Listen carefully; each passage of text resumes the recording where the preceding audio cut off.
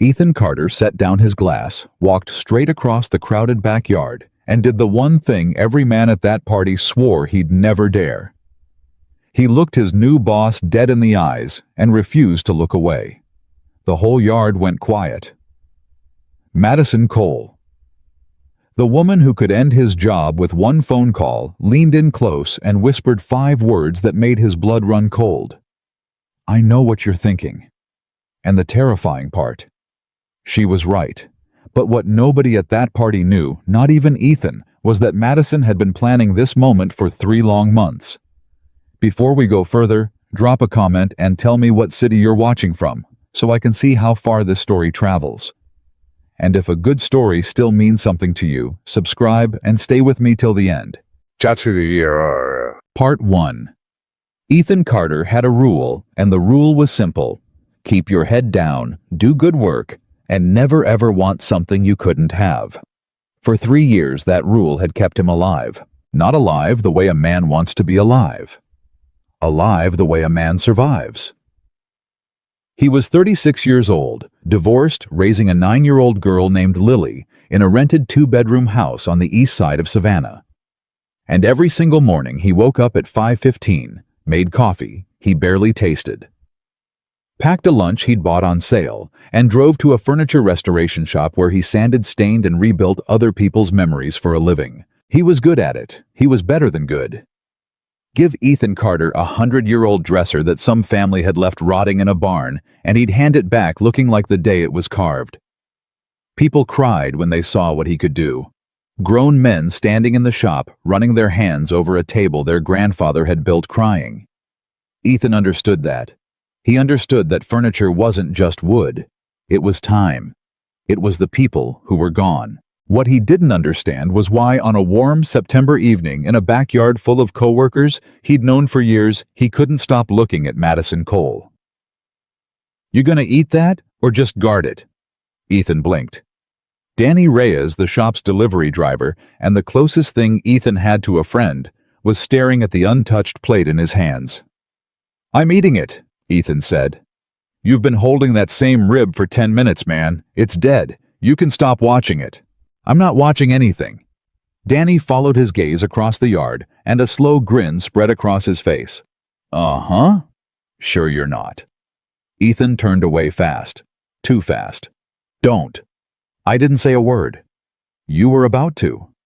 "I was about to say," Danny said, lowering his voice, "that the new boss lady has looked over here about 6 times in the last 20 minutes, and every time you've been looking somewhere else 2 seconds too late. You're not slick, Carter. You never were." Ethan set the plate down on the folding table beside him. "She's the owner, Danny. She signs our checks. That's the beginning and the end of it. She's also 31, single, and buys a shop full of furniture restorers, a whole catered barbecue for no reason." Danny took a long sip of his beer. "Bosses don't do that. Bosses send an email." That much was true. Madison Cole had taken over Whitfield Restoration 11 weeks ago after the old man Harold Whitfield, who'd founded the place in 1974, finally retired and sold the business. Everybody had braced for the worst.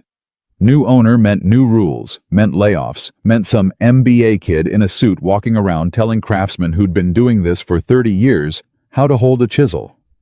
That's not what happened. What happened was a woman in her early 30s who showed up on her first day in jeans and a plain white shirt, walked the whole floor before she said a word, stopped at every station and asked each man his name and how long he'd been doing the work. She didn't fire anybody. She raised the 2 lowest salaries in the shop within a month. And when old Mr. Pearson's health insurance got tangled up, she made 2 phone calls and fixed it in an afternoon. The men respected her. That was rare. Craftsmen don't hand respect to anybody, least of all somebody young enough to be their daughter who'd never sanded a board in her life. But Ethan noticed something the other men didn't. He noticed that Madison Cole was lonely. He noticed it, the way he noticed a hairline crack in a piece of oak that everyone else called flawless, some instinct honed over years of looking closely at things. He saw it in the way she stayed at the shop long after everyone left her office, light the last one on. He saw it in the way she laughed at jokes half a beat too late, like she'd learned laughter from a manual. He saw it in the fact that in 11 weeks, not one single person had ever come to pick her up, call her, or wait for her outside. A woman who owned a successful company. Elegant, sharp, beautiful in a way that made grown men suddenly remember to stand up straight. And completely, utterly alone. Ethan knew that particular loneliness. He'd been living in it for 3 years. "I'm gonna head out soon," Ethan said. "Lily's with the sitter. I don't like leaving her too long." "It's a Friday, man. Live a little."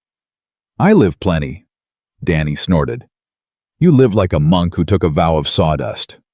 Ethan almost smiled. Almost. That was when he made the mistake. He looked up just to find the exit, just to plan his escape across the yard toward the side gate, and Madison Cole was looking directly at him. Not glancing, not scanning the crowd. Looking. Straight at him from 30 feet away, standing near the fence with a glass of wine she wasn't drinking, and when their eyes met, she didn't do what people do. She didn't look away, didn't smile politely, didn't pretend she'd been looking at something behind him. She just held it. And Ethan, God help him, held it back. He didn't know how long it lasted. 2 seconds. 10. Long enough that Danny went quiet beside him. Long enough that the noise of the party seemed to drop away, all the laughter and the music and the clink of bottles fading into some far-off hum. Long enough that Ethan felt something crack open in his chest that he'd spent 3 years welding shut. Then he came to his senses. He looked away. Fast. Cleared his throat.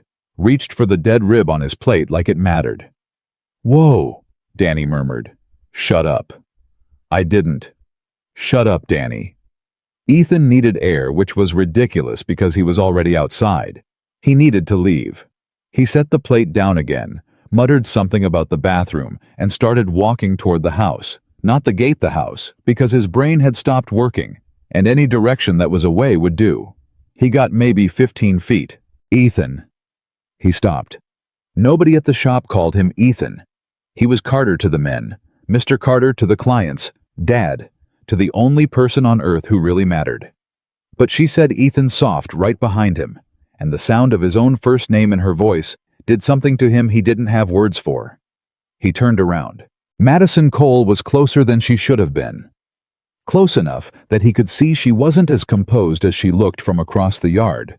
There was a nervousness in her, a tightness around her eyes, a hand that gripped the wine glass a little too hard. "You're leaving," she said. "I've got a daughter at home, the sitter."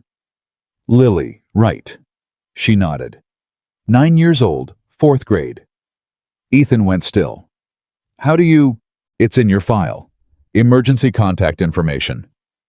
She said it quickly, like she'd rehearsed the explanation, like she'd known he would ask. "I read all the files, when I took over. I wanted to know who I was working with." "You memorized everybody's kids." Madison didn't answer that. The silence stretched. Around them the party went on. Somebody had turned the music up. Somebody was laughing too loud, but in the little pocket of air between the two of them, everything had gone quiet and dangerous. "I should go," Ethan said again. But he didn't move. And that was when she did it. Madison Cole took one small step closer, tilted her head up toward his, and lowered her voice until it was barely more than breath. "I know what you're thinking," she whispered. Ethan's heart stopped. Because he knew the way you know you've cut yourself before you feel the pain, that whatever came out of his mouth next was going to change everything. He could feel the fork in the road under his feet. One word, one way, and he stayed a man with a rule. One word, the other, and the rule was gone. He should have laughed it off. He should have said, "I doubt that," and walked to his truck. That's what the rule demanded. Instead, he heard himself say very quietly, "Then you know more than I do." Something flickered across Madison's face. Surprise, maybe. Or relief. Or fear, the same fear that was crawling up Ethan's own spine. "No," she said. "I don't think I do. I think you know exactly what you're thinking. I think you've been trying not to think it for weeks." She swallowed. I know because I've been trying not to think it too. Ethan looked at her. Really looked. And what he saw wasn't a boss. It wasn't the owner of Whitfield Restoration, or the woman who signed his checks, or the person who could fire him with a phone call. It was a woman who was scared. Ms. Cole. Madison. Ms. Cole. He said it deliberately, like grabbing a railing on a staircase that had just tilted under him. You're my boss. I know. You own the shop. I know that too. Then you know that whatever this is, he gestured helplessly at the 6 inches of air between them. It can't be anything. It can't. I've got a kid. I've got a job I need. I can't afford to... He stopped. Started again. I can't afford to be wrong about you. Madison's jaw tightened. She stepped back one full step, giving him the space he'd asked for without asking. And when she spoke again, her voice had changed. It was steadier, sadder. You're right, she said. I'm sorry. I shouldn't have... She let out a small, shaky breath and looked down at the wine glass in her hand. It's late. You should get home to your daughter. Thank you for coming tonight, Mr. Carter. And there it was, Mr. Carter. She'd handed him back his rule wrapped up neat, and Ethan should have felt relieved. He didn't. He felt like a man who'd been offered water and turned it down out of pride. Good night, he said. Good night. He walked to his truck. He didn't look back. He got in, started. The engine sat there for a full minute in the dark with both hands on the wheel and told himself he'd done the right thing. The smart thing. The only thing. Then he drove home. The sitter, Mrs. Alvarez, from 2 doors down, was asleep on the couch with the TV murmuring when he got in. He paid her, thanked her, walked her to the door, and then stood in the middle of his small, dark living room, listening to the house settle. He checked on Lily. She was asleep, sprawled sideways across her bed, the way she always ended up, one arm hanging off the edge. Her favorite stuffed rabbit. One ear chewed down to nothing clutched against her chest. Ethan stood in her doorway for a long time. This was the reason. This was the whole reason for the rule. Everything he did for her. He'd married her mother young, too young, and for a while it had been good, and then it hadn't. And then one day Sarah had sat him down at the kitchen table and told him she wasn't happy, hadn't been happy for years, and that she was leaving. Not for another man. Just leaving. To find herself. She'd moved to Portland. She called Lily on Sundays. She sent birthday cards. And Ethan had picked up the pieces of a life that had shattered without warning, and he'd built a routine around his daughter, the way he built a frame around a broken chair. Slow, careful, holding everything together by hand until the glue set. He'd promised himself no risks. No chaos. No bringing anyone into Lily's life who might leave. No wanting things that could blow up the fragile, quiet, functioning life he'd built. A boss. He'd almost let himself want his boss. Ethan went to the kitchen, poured himself a glass of water, and stood at the sink drinking it. Through the window, he could see the neighbor's porch light, a moth beating itself against the bulb over and over, chasing a heat it would never reach. I know what you're thinking. He set the glass down harder than he meant to. The trouble was, she did know. That was the part that wouldn't let him sleep. Because for 11 weeks, he'd told himself the little things he'd noticed about Madison Cole were just craftsman's instinct, the trained eye that catches the flaw. But standing in that backyard tonight, he'd finally admitted the truth to himself, and there was no unadmitting it. He hadn't been watching her because he was good at reading people. He'd been watching her because he couldn't stop. He knew how she took her coffee black with exactly 1 sugar because he'd watched her make it in the shop's little kitchenette at 7 in the morning when she thought no one else was in yet. He knew she read paperback mysteries on her lunch break, hiding them under stacks of invoices when anyone walked by, embarrassed like a woman that important wasn't allowed to enjoy anything so ordinary.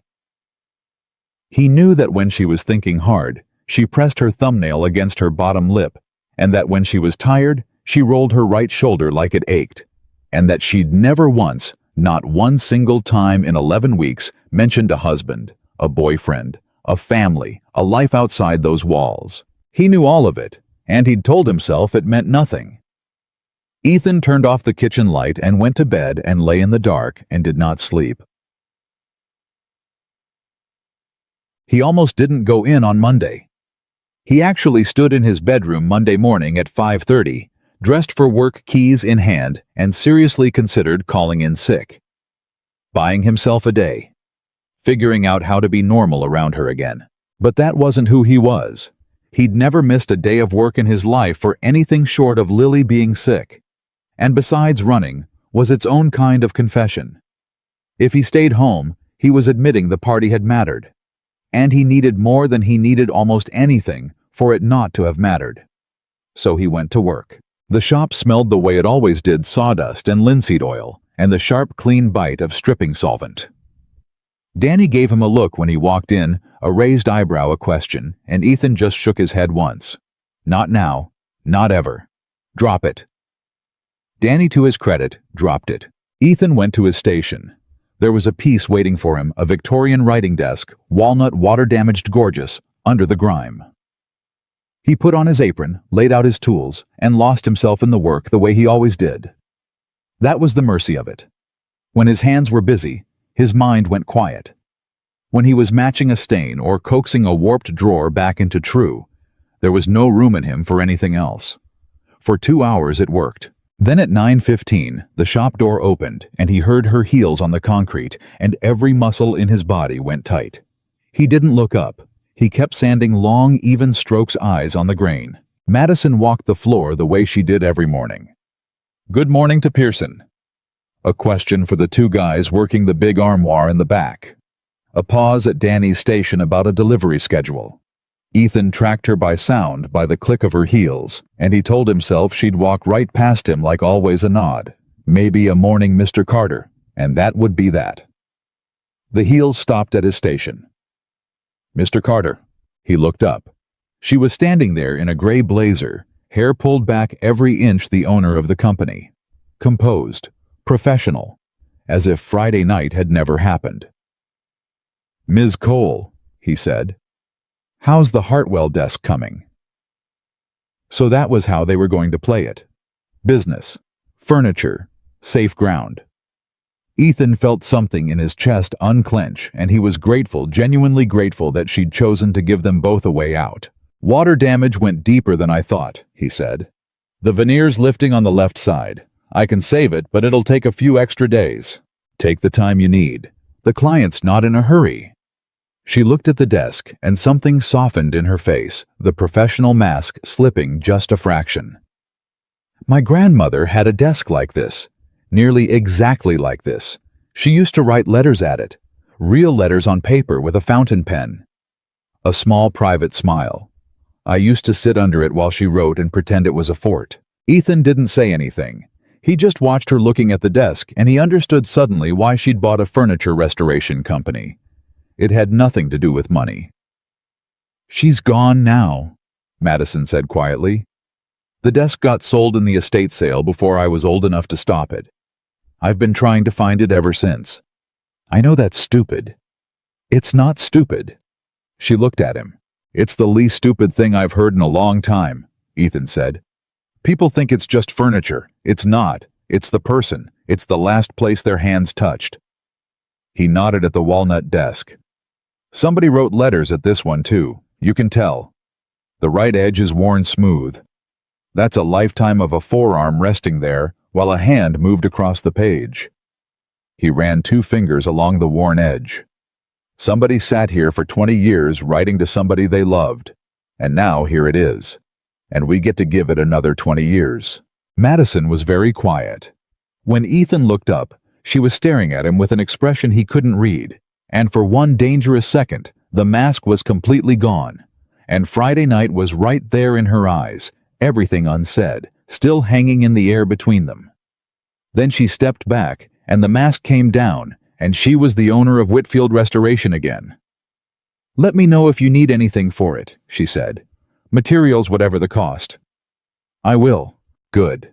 She turned to go, took 2 steps, stopped, and without turning back around, quietly enough that only he could hear it over the Sanders and the radio, she said, You didn't take the water, Mr. Carter. Ethan frowned. What? But she was already walking away, heels clicking across the concrete back toward her office, and she didn't explain, and she didn't look back. He stood there holding a piece of sandpaper, staring after her, and it took him a full minute to understand what she'd meant. I offered you water, and you turned it down out of pride. He'd thought it. Friday night in his truck.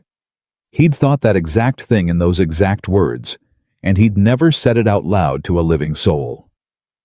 Ethan turned back to the desk. His hands weren't quite steady. I know what you're thinking. For 3 years he'd lived by a rule, and the rule was simple, and the rule had kept him safe. Keep your head down. Do good work. Never want something you can't have. He looked down at the worn edge of the walnut desk, at the smooth place where someone's arm had rested for a lifetime while they wrote letters to someone they loved. And for the first time in 3 years, Ethan Carter wasn't sure his rule was going to hold. The days after that turned into a strange kind of war. And the strangest part was that nobody fired a shot. Ethan came in every morning and did his work, and Madison came in every morning and ran her company, and between them they built a wall of politeness so perfect you could have bounced a coin off it. Good morning, Mr. Carter. Good morning, Miss Cole. How's the Hartwell desk? Coming along. Let me know if you need anything. I will. And every single word of it was a lie, because underneath the polite words, there was a whole second conversation happening, one made entirely of the things they weren't saying, and both of them knew it, and neither of them stopped it. Danny noticed first because Danny noticed everything. You want to tell me what's going on with you two? They were in the back loading a restored sideboard onto the truck, and Ethan didn't look up from the strap he was tightening. Nothing's going on. Ethan? Danny let go of his end of the strap. I've known you 3 years. I watched you eat lunch alone every single day. I watched you turn down every woman my wife ever tried to set you up with. You are the most locked-up man I have ever met in my life, and I've met some locked-up men. He wiped his hands on his jeans. And now you flinch every time that woman walks across the floor, so don't tell me nothing's going on. Ethan finished the strap, checked it twice, and finally straightened up. Even if something was going on, he said quietly, which it's not. What would you have me do about it, Danny? She owns the shop. She signs the checks. You know what happens to a guy like me?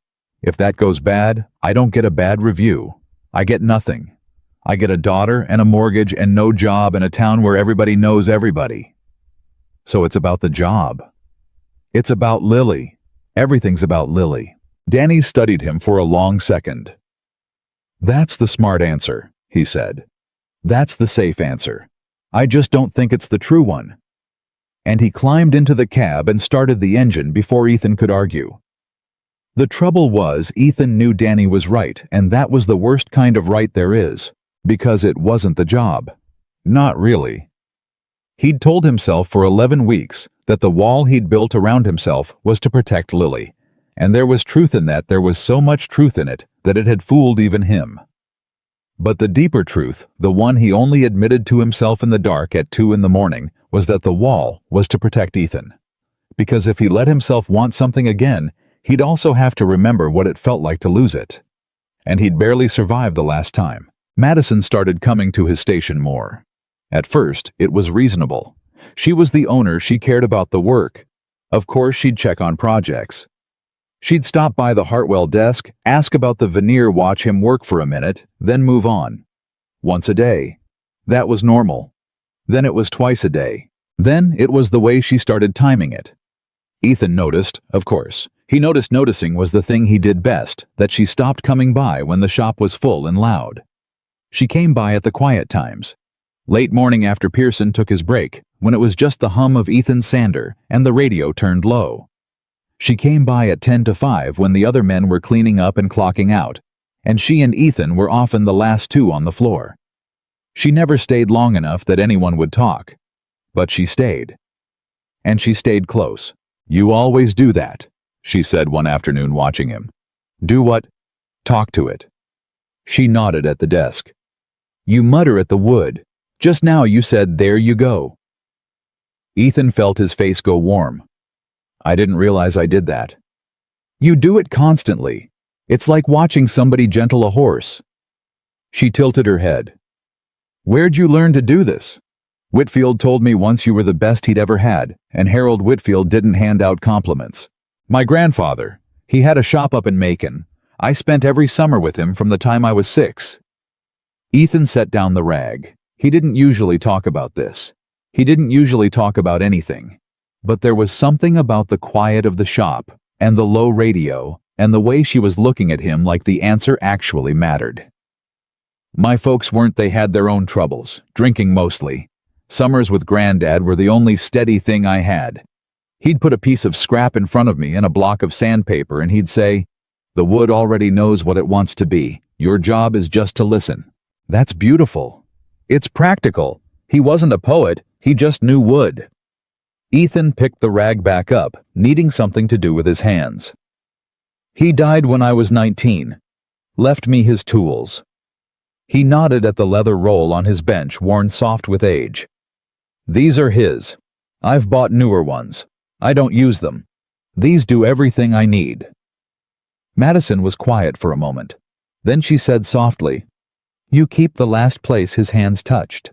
And there it was again, her giving him back his own words. The ones he'd said about the desk, about how furniture wasn't wood. It was the person, the last place their hands touched. She'd remembered. Word for word, days later, she'd remembered. Ethan looked at her, and the wall between them thinned to nothing, and for 1 second, the whole shop held its breath. Then Pearson came back from his break whistling, and the second broke, and Madison straightened up and said, "Well, keep listening to it, Mr. Carter," and walked away, and Ethan stood there with his heart going like a hammer. That night he lay awake and did the math he'd been refusing to do. 11 weeks, she'd owned the shop. In 11 weeks, she'd learned that he took his coffee black, and she'd started leaving the good coffee in the kitchenette instead of the cheap stuff. She'd learned he read on his lunch break. Not what he was careful, but that he did. And one Monday, there'd been a paperback on his bench. A mystery. No note. And when he'd tried to give it back, she'd said she'd finished it and didn't want it cluttering her office. She'd learned that he liked to work in quiet, and somehow the radio in the shop had gotten quieter, and nobody could remember turning it down. She was learning him, piece by piece, the way he learned a broken chair. And the terrifying thing, the thing that kept him staring at the ceiling, was how badly he wanted to be learned. Sarah had never learned him. That was the thing he'd figured out too late.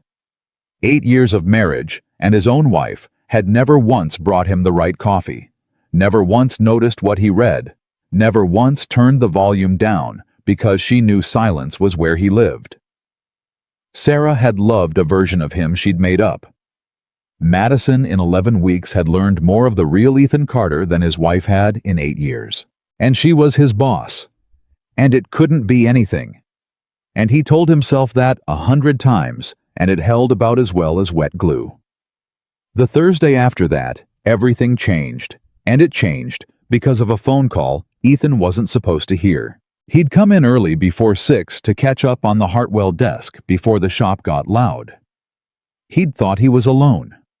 He was moving quiet the way he did in the mornings, and he was almost to his station when he heard Madison's voice coming from her office. The door half open, her light already on. He should have kept walking. He knew he should have. But her voice stopped him because it wasn't the voice she used on the floor. It wasn't composed. It was tight and low and shaking. "Because it's my company now, Dad, mine.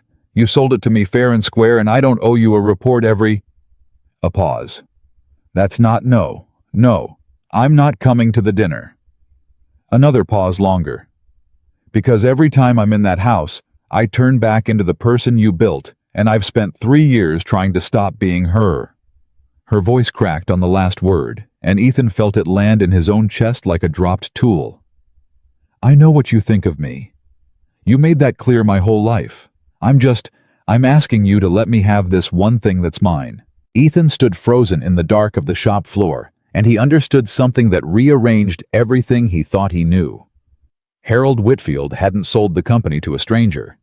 He'd sold it to his daughter. The old man Ethan had worked for 3 years, the founder, the legend that was Madison's father. And she'd never said. 11 weeks she'd walked that floor and let every man there think she was some outside buyer, some new owner, and she'd never once said the name Whitfield was her own. He heard her hang up. He heard the small, awful sound of a person crying when they think no one can hear them. That stifled private sound, a hand pressed over the mouth. And Ethan did the only thing his body would let him do. He backed up silently all the way to the door, opened it, and let it shut loud, and then called out, "Morning!"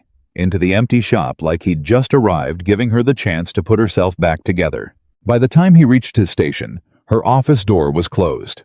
When she came out an hour later, she was composed, perfect, the mask back in place. "Good morning, Mr. Carter. Good morning, Miss Cole." And he played along because that was the kindest thing he could do, and because now he had a piece of her she didn't know he had, and it felt like holding something sacred. But it aided him all day, because it explained everything. The loneliness, the way she stayed late, the way she'd bought a furniture shop and hid mystery novels like enjoying things was against the rules. She was a woman who'd been built by somebody the way she'd said built to be sharp and cold and successful, and she was trying in 11 weeks in a shop full of gruff old craftsmen to become somebody real.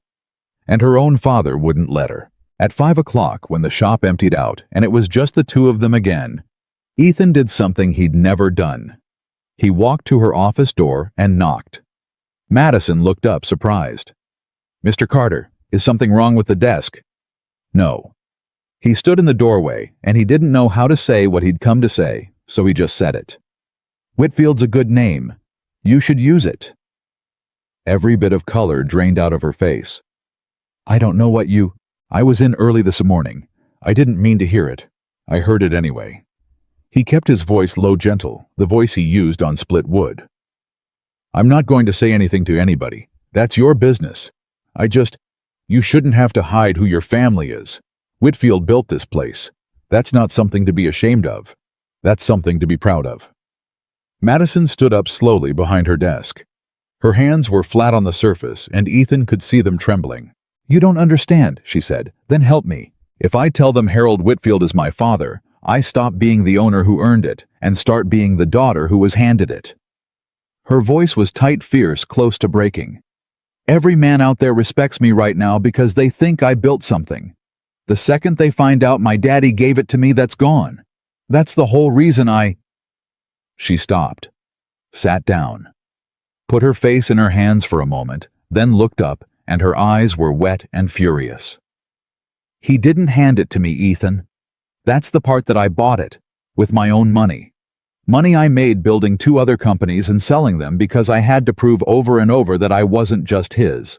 And when this one came up for sale, I bought it under an LLC so no one would know, so I could finally one time in my life be judged for me. And you..." She laughed a wet, broken sound. "You heard one phone call and figured out the one thing I've spent 3 years hiding." The office was silent. "Why this shop?" Ethan asked quietly. "You could have bought anything. Why your father's?" And Madison looked at him for a long moment, and then she said the thing that Ethan would think about for weeks. "Because when I was a little girl, before the money, before he became who he became, my dad used to bring me here on Saturdays. And he was different in this building. He was gentle here. He'd let me sand things. He'd talk to the wood same as you do." Her voice dropped to almost nothing. "I bought this place because it's the only place my father was ever kind to me.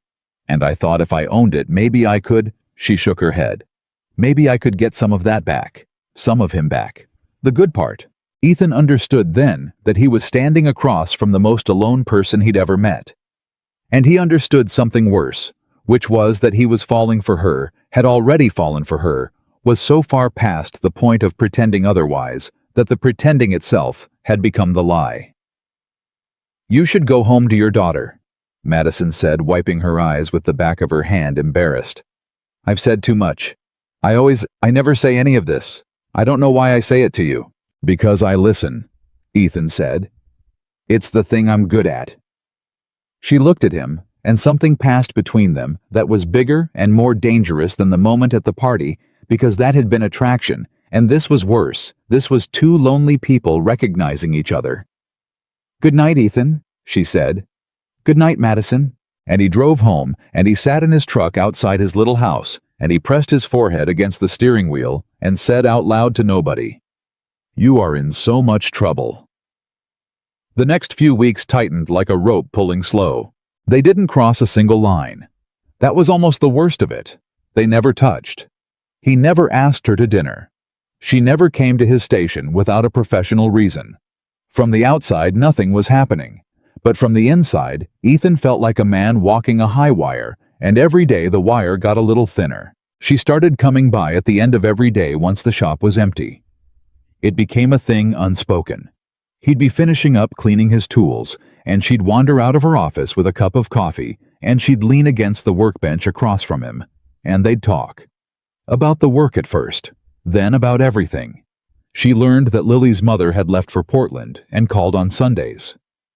He learned that Madison had been engaged once at 26 to a man her father approved of, and that she'd called it off 2 weeks before the wedding because she'd realized she was marrying him to please the old man and for no other reason. She learned that Ethan hadn't been on a date in 3 years. He learned that Madison hadn't either. "Why not?" he asked her one evening. "You could have anybody." She looked at him over the rim of her coffee. "Could I?" "You know you could." "I don't want anybody," Madison said. "That's the trouble. I've spent my whole life around men who wanted something. My father wanted a legacy. My fiancé wanted a merger. Every man I've dated wanted the money or the name or the version of me that looks good at a dinner party." She set the coffee down. "You know what nobody's ever wanted, just me. The tired me. The scared me. The me that hides paperbacks and cries in her office and misses a father who was only ever nice to her in one building." She looked at him, and her eyes were steady and terrifyingly honest. "I don't want anybody, Ethan. I've just never met anybody who wanted the real one." And Ethan, God help him, said, "I do." The words were out before he could stop them. 2 words. The 2 most dangerous words he'd said in 3 years. The wall he'd built came down all at once, not brick by brick, but all at once, a whole wall collapsing, and there was no way to unsay it, no way to laugh it off, no way back to the rule. Madison went very still. "What did you say?" "I shouldn't have." "No, say it again." Ethan put down his grandfather's chisel very carefully because his hands weren't steady, and he made himself look at her. "I said I do. The real one. The tired one, the scared one, the one who hides books." His voice was rough. "I've known you 11 weeks, and I know how you take your coffee, and I know you press your thumbnail to your lip when you're thinking, and I know you roll your shoulder when you're tired, and I know you're the loneliest person I've ever met, and I know I have absolutely no business feeling any of this because you sign my checks, and I've got a daughter who needs me to keep my head down. I know all of that." He exhaled. "And I want the real one anyway. So, there it is. That's what I've been thinking. That's what you said you knew that first night. You were right." The shop was so quiet, he could hear the second hand on the wall clock. Madison's eyes were wet again, but she was smiling a small, disbelieving, terrified smile, and she opened her mouth to say something. And the shop phone rang. The sound was so loud in the silence that they both flinched. It rang again, shrill, insistent.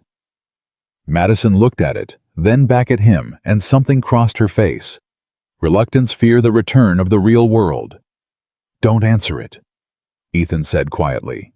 But she was already reaching for it, because she was who she was, because a company owner answers the phone because the moment was too big and too frightening, and the phone was a way out. "Whitfield Restoration," she said, and her voice was steady, but her eyes were still on Ethan's. And then her face changed. He watched it happen. He watched the color drain out all over again, watched her free hand grip the edge of the desk, watched her turn away from him like she needed to hide her face. "When?" she said into the phone. Not a question. Flat. "Which hospital?" A pause. I'm coming right now." She hung up. She stood with her hand still on the phone for a second, her back to him. "Madison, what is it?"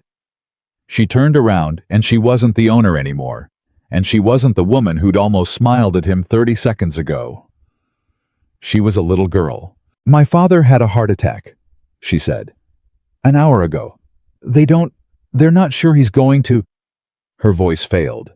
She grabbed her keys off the desk, and her hand was shaking so hard she dropped them, and she just stared at them on the floor like she'd forgotten how they worked. Ethan crossed the office in 3 steps and picked them up. "You can't drive," he said. "Not like this. I'll take you." "Lily. Danny's wife watches Lily half the time. I'll figure it out. You are not driving to a hospital in this state, Madison, now? Come on." He put his hand on her back the first time he'd ever touched her, and he barely noticed it because it wasn't about that anymore, and he steered her toward the door. "Come on, I've got you. Let's go." And she let him. That was the thing he'd remember. This woman who trusted no one, who hid who she was, who'd spent her whole life proving she didn't need anybody. She let him take her keys, and she let him put her in his truck. And halfway to the hospital, with the streetlights sliding across her face, she said in a small voice, "I told him I wasn't coming to dinner. This morning. On the phone. That's the last thing I said to my father, that I wasn't coming." "That's not the last thing you'll say to him. You don't know that." "No," Ethan admitted. "I don't. But I know you're going to walk in there and you're going to say something better. And that'll be the last thing, or it won't be the last thing at all. And you'll have 20 more years of things to say to him. Either way, the phone call isn't the last thing. I promise you that." Madison turned and looked at him in the dark of the truck, and she didn't say anything, but she reached over and put her hand on his forearm, the one on the gear shift, and she left it there the whole rest of the way, and neither of them said a word about it. The hospital was all fluorescent light and squeaking shoes, and that smell that every hospital in America shares. Ethan walked her to the desk, and the nurse told them Harold Whitfield was in surgery, that it would be hours that they should sit and wait. And Madison sat down in one of those hard plastic chairs and folded in on herself, and Ethan sat beside her, and he did the thing he was best at. He listened. She talked for 2 hours. She told him things he was sure she'd never told anyone. How her father had wanted a son and gotten her instead, and never let her forget it. How she'd learned to be twice as sharp, twice as cold, twice as successful, just to earn a fraction of the warmth he gave away easy to strangers. How the only good memories she had of him were in that shop on Saturdays before the company got big and turned him into someone else. How she'd bought the shop hoping to find that man again, and how she'd realized too late that you can buy a building, but you can't buy back a person. "I did all of it for him," she said, staring at the floor. "Every company I built, every deal I closed. I told myself I was doing it to prove I didn't need his approval, but that's a lie, Ethan. I did all of it to get his approval, and I never got it, not once. And now he might die in there, and I'll never—" She pressed the heels of her hands against her eyes. "I'm 31 years old, and I'm still that little girl trying to get her daddy to look at her." "You're not," Ethan said quietly. "I am." "You're not, and I'll tell you how I know." He turned in the plastic chair to face her. "That little girl would have gone to the dinner. That little girl would have done anything he asked, forever chasing the crumb. But you didn't go. This morning you told him no. You told him you'd spent 3 years trying to stop being the person he built. That's not the little girl Madison. That's the woman she grew into, and that woman is brave as hell." Madison lowered her hands and looked at him, and her face was wrecked and wet and more beautiful than he had any right to notice. "How do you do that?" she whispered. "Do what?" "See the thing, the real thing, under all of it." She shook her head slowly. "You did it with the desk.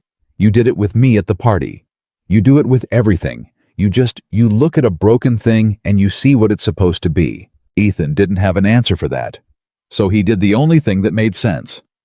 He reached over and took her hand, and she gripped it like it was the only solid thing in the building, and they sat like that under the terrible fluorescent lights, waiting to find out if her father would live. At 11:40, the surgeon came out. Harold Whitfield had made it through. It had been close, closer than close, but he'd made it, and he'd be in the ICU, and the next 24 hours would tell. But he was alive. Madison stood up so fast her chair scraped, and the surgeon told her she could see him for a few minutes once they got him settled. And Madison nodded, and she thanked him, and then she turned around, and without thinking about it, without any wall left at all, she stepped into Ethan's chest, and he put his arms around her, and she cried. He held her in the middle of the ICU waiting room, and he didn't say anything because there wasn't anything to say. And after a while she stopped shaking and just breathed her face against his shirt, his hand moving slow between her shoulder blades. And then, because life has no sense of timing, a voice behind them said, "Madison." They broke apart. A woman was standing there, 50s expensive coat, the kind of tan that comes from a place with a name. She was looking at Madison, and then at Ethan, and then at the 6 inches of air that had just been 0 inches of air between them, and her eyebrows were climbing. "Aunt Carol," Madison said, wiping her face fast, the mask slamming back down so hard, Ethan almost heard it. "You got here quick." "I was already in town." Carol's eyes stayed on Ethan. "And you are?" "This is Ethan Carter. He works at the shop. He drove me. I couldn't drive." Madison's voice had gone flat and professional, and Ethan understood, and it still stung. "Ethan, this is my Aunt Carol, my father's sister." "Ma'am," Ethan said. Carol looked him up and down, the work boots, the flannel, the sawdust that never fully washed out of a man's hands, and Ethan watched her do the arithmetic that people like her always did, and watched her reach the conclusion, and watched her decide he didn't add up. "He works at the shop," Carol repeated. "Yes." "And he drove you? At midnight?" A thin smile. "How devoted. Well, I'm sure your employee has a family to get home to. Don't let us keep you, Mr. Carter." It was as clean a dismissal as Ethan had ever received, and it worked because it was true. He did have a family to get home to. Lily was asleep at Danny's. He had work in 7 hours. And because standing in that waiting room in his work boots next to Madison's aunt, in her expensive coat, he'd just been shown in one sentence exactly the size of the gap he'd been pretending wasn't there. "Of course," Ethan said. He turned to Madison. "You've got people here now. That's good. You need anything, you call me, anytime." "Ethan," Madison started. But Carol was already steering her toward the ICU doors, one hand on her niece's arm, saying something low about the family lawyer needing to be called, and Madison looked back at him over her shoulder, and her eyes said everything.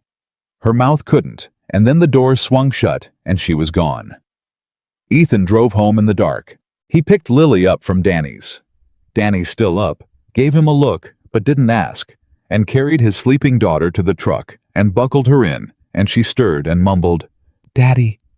And he said, "I got you, baby. Go back to sleep." And she did. And Ethan drove his daughter home under the streetlights, and he thought about the 6 inches of air, and how for 2 hours in a hospital waiting room, there'd been no air at all, and how one woman in an expensive coat had put the whole distance back in a single sentence, and how the worst part was that she was right to. He carried Lily inside, and tucked her in, and stood in her doorway the way he always did. Then he went to the kitchen and stood at the sink, and through the window the neighbor's porch light was on, and the moth was there again, beating itself against the bulb over and over, chasing the heat it would never reach. His phone buzzed on the counter. A text. From a number he'd saved 3 weeks ago and never used. "Thank you for all of it. I don't know what I would have done tonight without you. M." Ethan looked at it for a long time. His thumb hovered over the keyboard. He thought about the rule. He thought about Lily asleep down the hall. He thought about Carol's thin smile and the size of the gap and everything he stood to lose. And then he typed 3 words, and he sent them before he could stop himself, and he set the phone down and gripped the edge of the sink with both hands. "I'm still here." The 3 dots appeared. Disappeared. Appeared again. And then finally her answer came, and Ethan read it, and something in his chest that had been clenched shut for 3 years came loose all at once, and he didn't know whether to laugh or be terrified, because the answer was just 2 words, and they were the most dangerous 2 words she could have sent. "I know." Those 2 words sat on Ethan's phone screen for the rest of the night, and they were still sitting in his chest when his alarm went off at 5:15 the next morning. He hadn't slept. He'd lain there running the whole thing back. The party, the workshop, the hospital, Carol's coat, Madison's face against his shirt. And every time he came back to those two words, and the two words felt like a door that had been left open a crack, and he didn't know whether to walk through it or slam it shut for good. He got Lily up. He made her breakfast. He braided her hair badly, the way he'd taught himself off a video 3 years ago, and she complained it was crooked, and he told her crooked was the style now, and she laughed at him. And for those 20 minutes standing in his kitchen with his kid, he was just a dad again, and it was the only part of his life that made sense. "Are you okay, Daddy?" Lily asked, spooning cereal. "I'm fine, baby. Why?"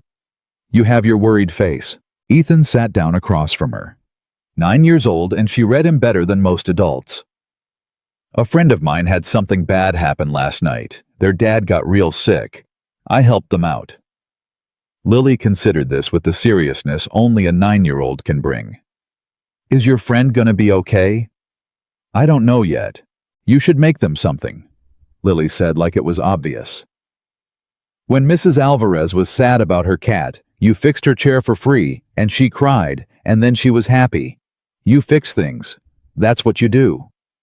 Ethan looked at his daughter, and something turned over in his chest, because she was right, and because she'd just said in one sentence the thing that Madison had been circling for weeks. You look at a broken thing, and you see what it's supposed to be. Even his kid knew it. He dropped Lily at school and drove to the shop, and the whole way, he told himself that today, he'd put the wall back up. Harold Whitfield was in the ICU. Madison had family around her, now real family people in expensive coats, who knew which fork to use.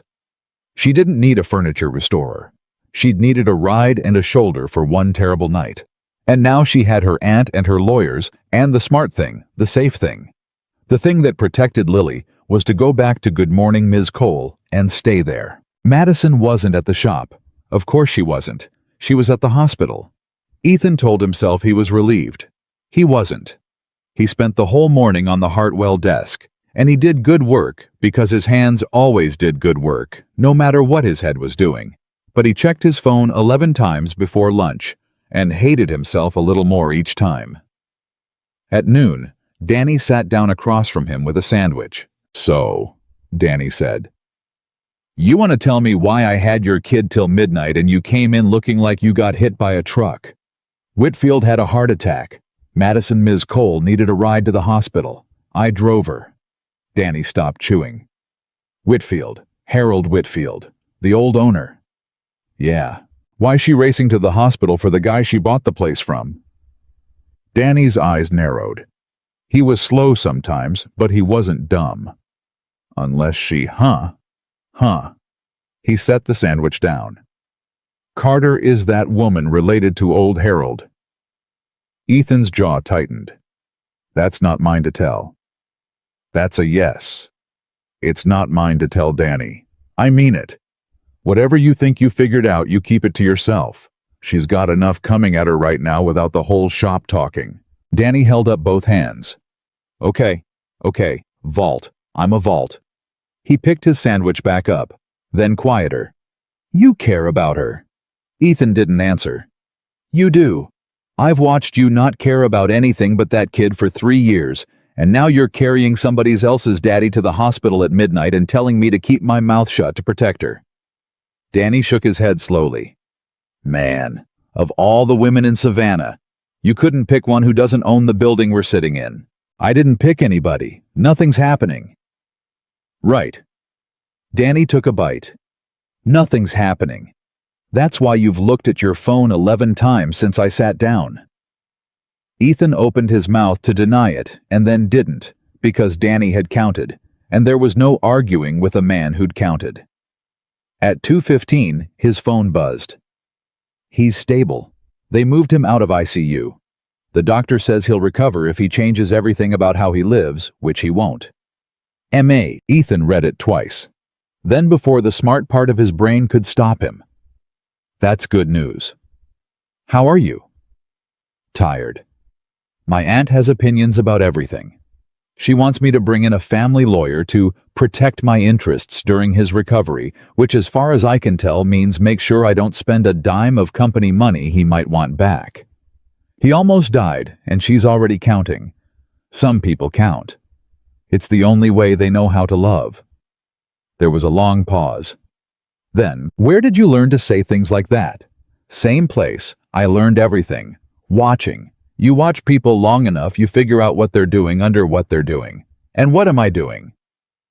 Under what I'm doing. Ethan looked at the question for a long moment. His thumb hovered. This was the door again cracked open, and she'd just pushed it a little wider, and he could feel exactly how easy it would be to walk through. You're trying to be somebody who doesn't need anybody, he typed, because needing people is how they got you before. But you called me last night, and you're texting me now. So maybe the thing you decided about yourself isn't as true as you think. The 3 dots appeared and disappeared 4 times. Then, that's a lot to send a man who signs your timesheets. You started it, Ethan typed, and he actually smiled alone at his workbench for the first time in days. You whispered in my ear at a party. I've been playing catch-up ever since. I did do that, didn't I? You did. I don't know what came over me. I do, Ethan typed. You saw something you wanted, and for 1 second, you let yourself want it out loud. Then you spent 3 weeks taking it back. He hit send before he could think better of it. And then he sat there with his heart going, because that was too far. That was way past the wall. That was a man saying the quiet thing out loud, in broad daylight over text message. The dots appeared. Disappeared. A long, long silence.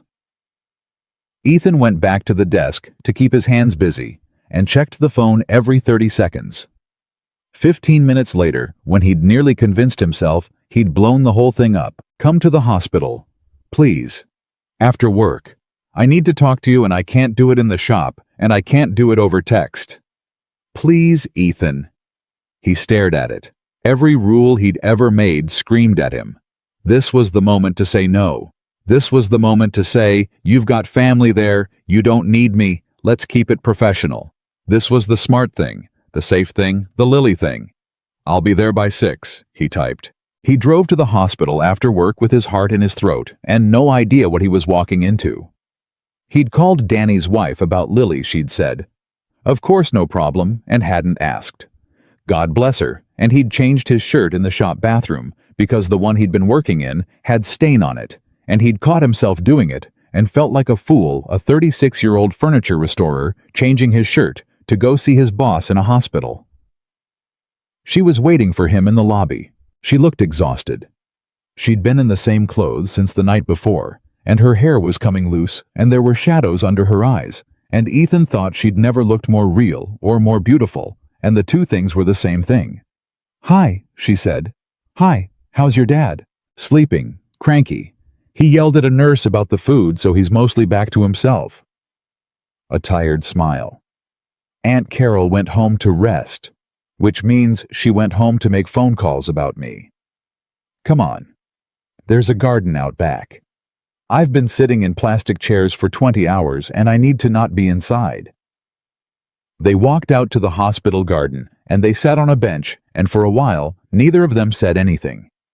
Ethan waited. Waiting was the thing he was good at. I keep thinking about what you said, Madison finally said. In the shop, before the phone rang, you said, I do. You said you wanted the real one. She was staring straight ahead. And I was about to answer you. I had the answer right there.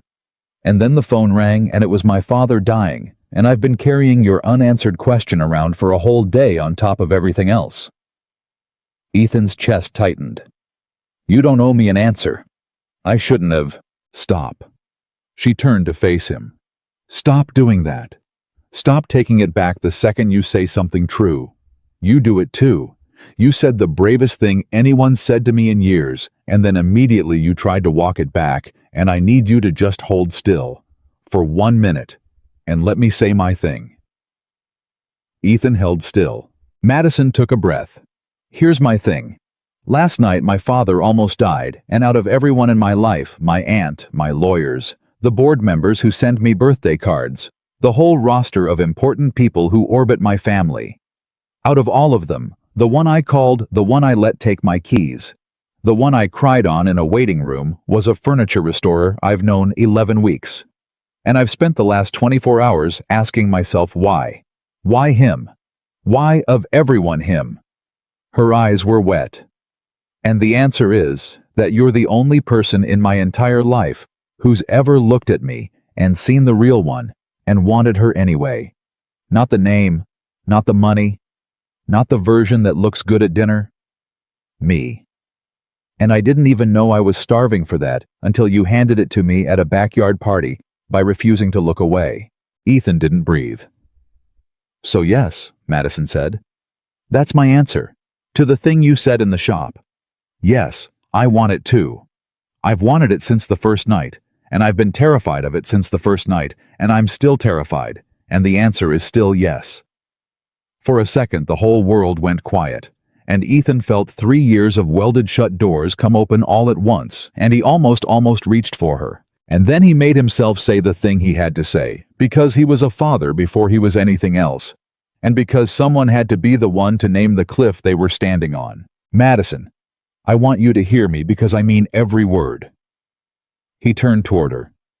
Yesterday your aunt looked at me for about 4 seconds and figured out I don't belong in your world. And she wasn't wrong.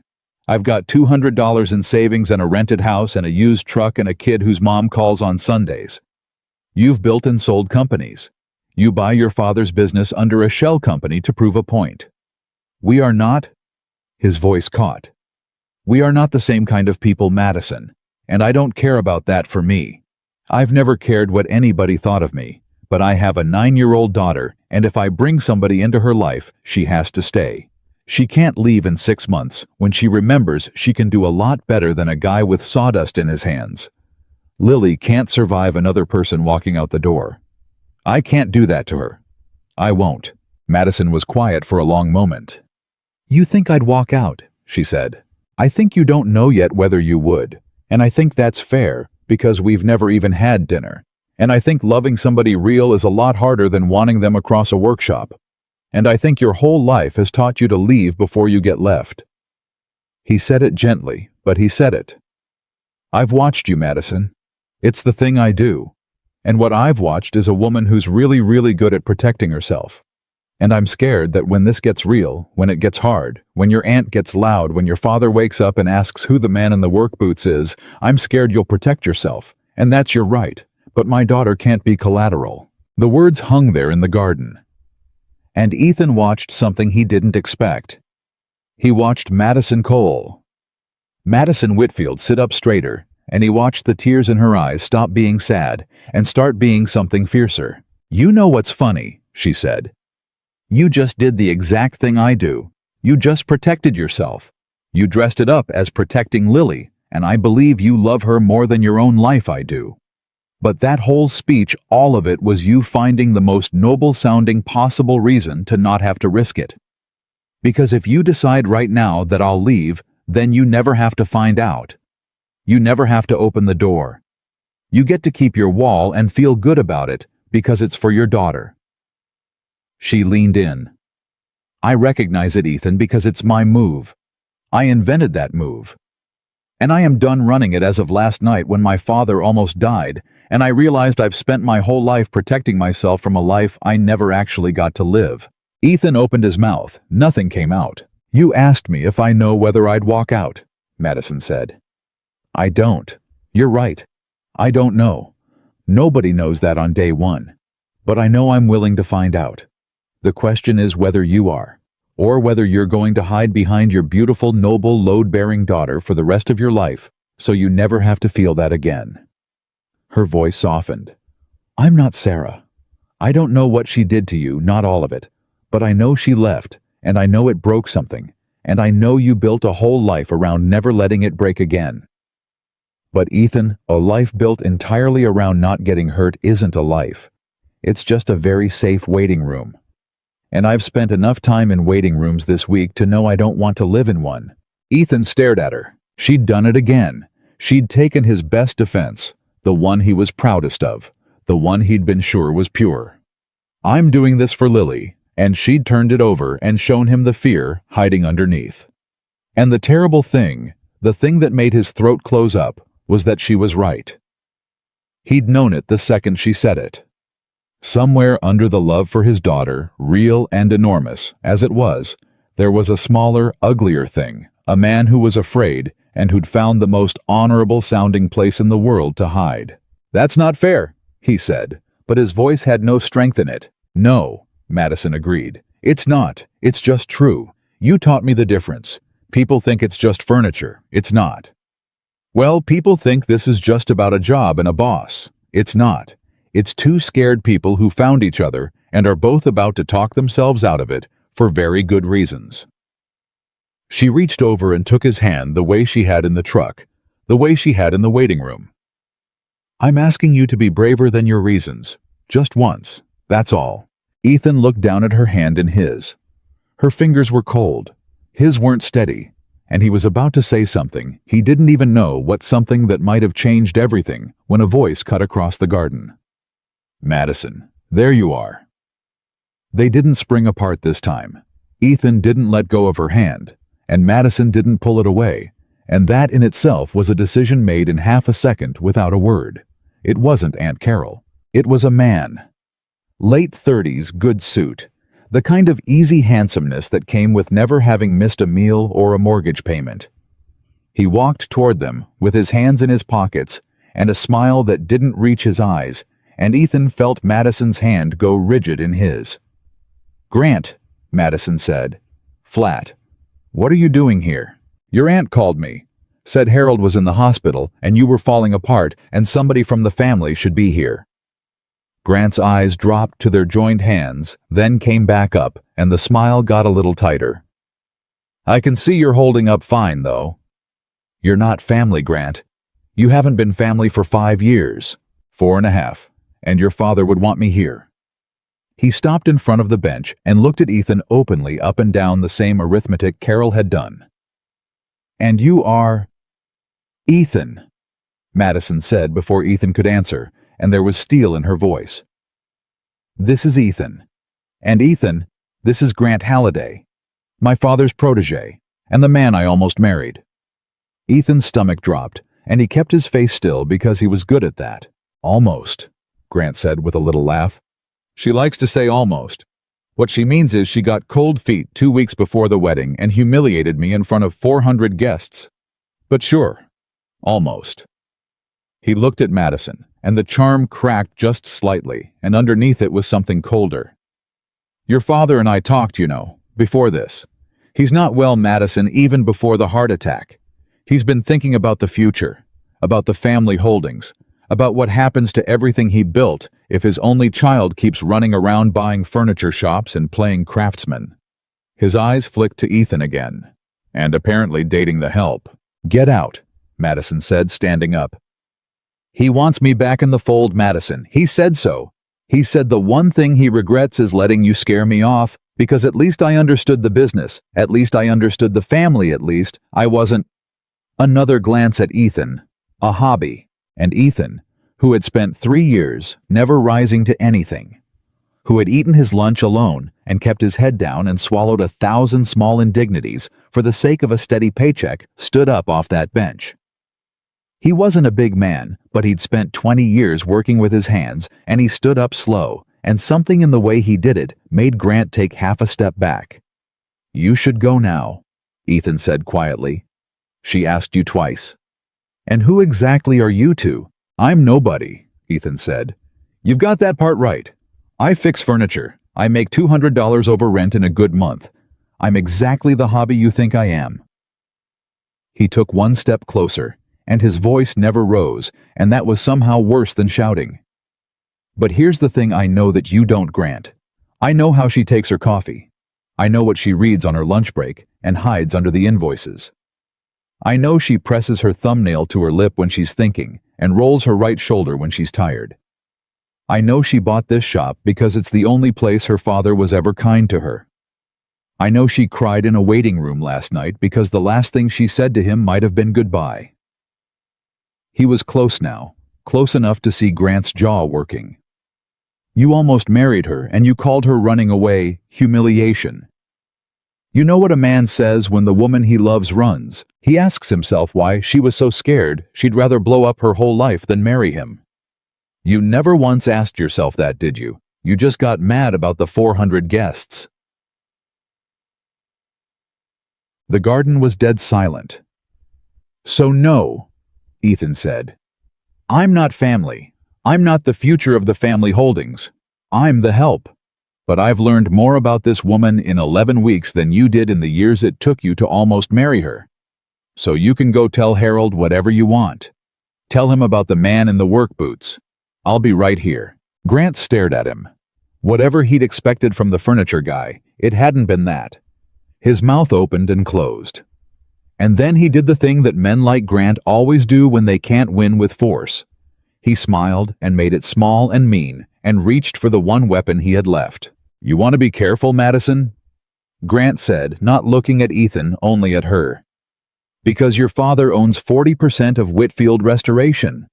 Did she tell you that Work Boots, the shell company, only bought 60? Harold kept 40 as a condition of the sale to keep an eye on his little girl's project. His smile widened. So when he wakes up and he hears his daughter's been carrying on with an hourly employee right there on the shop floor, he doesn't have to like it. He owns almost half your job, and I'd bet my last dollar he cleans house. He straightened his jacket. Enjoy the garden. And he walked away, leaving that behind him, like a lit match on dry grass. Ethan turned to Madison. She was pale. Is that true? He asked. Does your father own 40%? Madison didn't answer right away, and that was answer enough. Madison, does he own 40% of the shop? Yes, she said quietly. It was a condition of the sale. I told you I bought it to get close to him to get the good part of him back. Keeping 40% was his idea. It was the only way he'd sell. I said yes because it meant he'd still be connected, still be part of it. She looked stricken. I never thought it would. So this whole time, Ethan said slowly, and he felt the ground shifting under him all over again. The man whose hospital room we're standing outside of, the man who almost died last night, he's not just your father. He's my boss's boss. He owns almost half the place I work. And if he finds out about... He gestured between them. Whatever this is, he can make sure I'm gone. Just like Grant said. He wouldn't. You told me yesterday he never once gave you his approval, that he built you cold and sharp because he wanted a son, that you spent your whole life failing to earn a single kind word from the man. Ethan's voice was quiet and terrible. And now you're telling me that same man owns 40% of my paycheck, and I'm supposed to believe he'll shrug and smile when he finds out the hobby's real. Madison had no answer, and Ethan felt the whole thing, the party, the workshop, the 2 words on his phone, the hand in the hospital, the yes she'd just given him in the garden. He felt all of it tilt because everything had just gotten bigger and higher and more dangerous, and the fall was no longer just his own. I have to get Lily, he said. Ethan, I have to get my daughter Madison. Danny's wife has had her for 2 nights. He was already backing toward the door. I need to think. I can't think here. Please, don't do the thing, Madison said, standing, her voice breaking. Please don't go home and build the wall back up and decide this for both of us by tomorrow morning. Please. You said you're the one who sees the real thing under the thing. So see this one. This is real. Whatever Grant says, whatever my father owns, this is real, and it's rare, and I have gone 31 years without it. Please don't kill it, because it got scary. Ethan stopped at the door. He looked back at her standing alone in the hospital garden, the exhaustion and the fear, and the fierce, terrified hope, all there on her face. At once the most real he'd ever seen her, the most real anyone had ever let him see them. I'm not going to build the wall back up, he said. I promise you that. But I've got a little girl at home who's already lost one person, and before I risk her heart on this, I have to be sure that when your father wakes up and forces the choice you and me, or the company, your whole life was built around wanting, I have to be sure I'm not the thing you leave to keep the peace. His voice was raw. You asked me to be braver than my reasons. Okay, I'll try. But I'm asking you the same thing.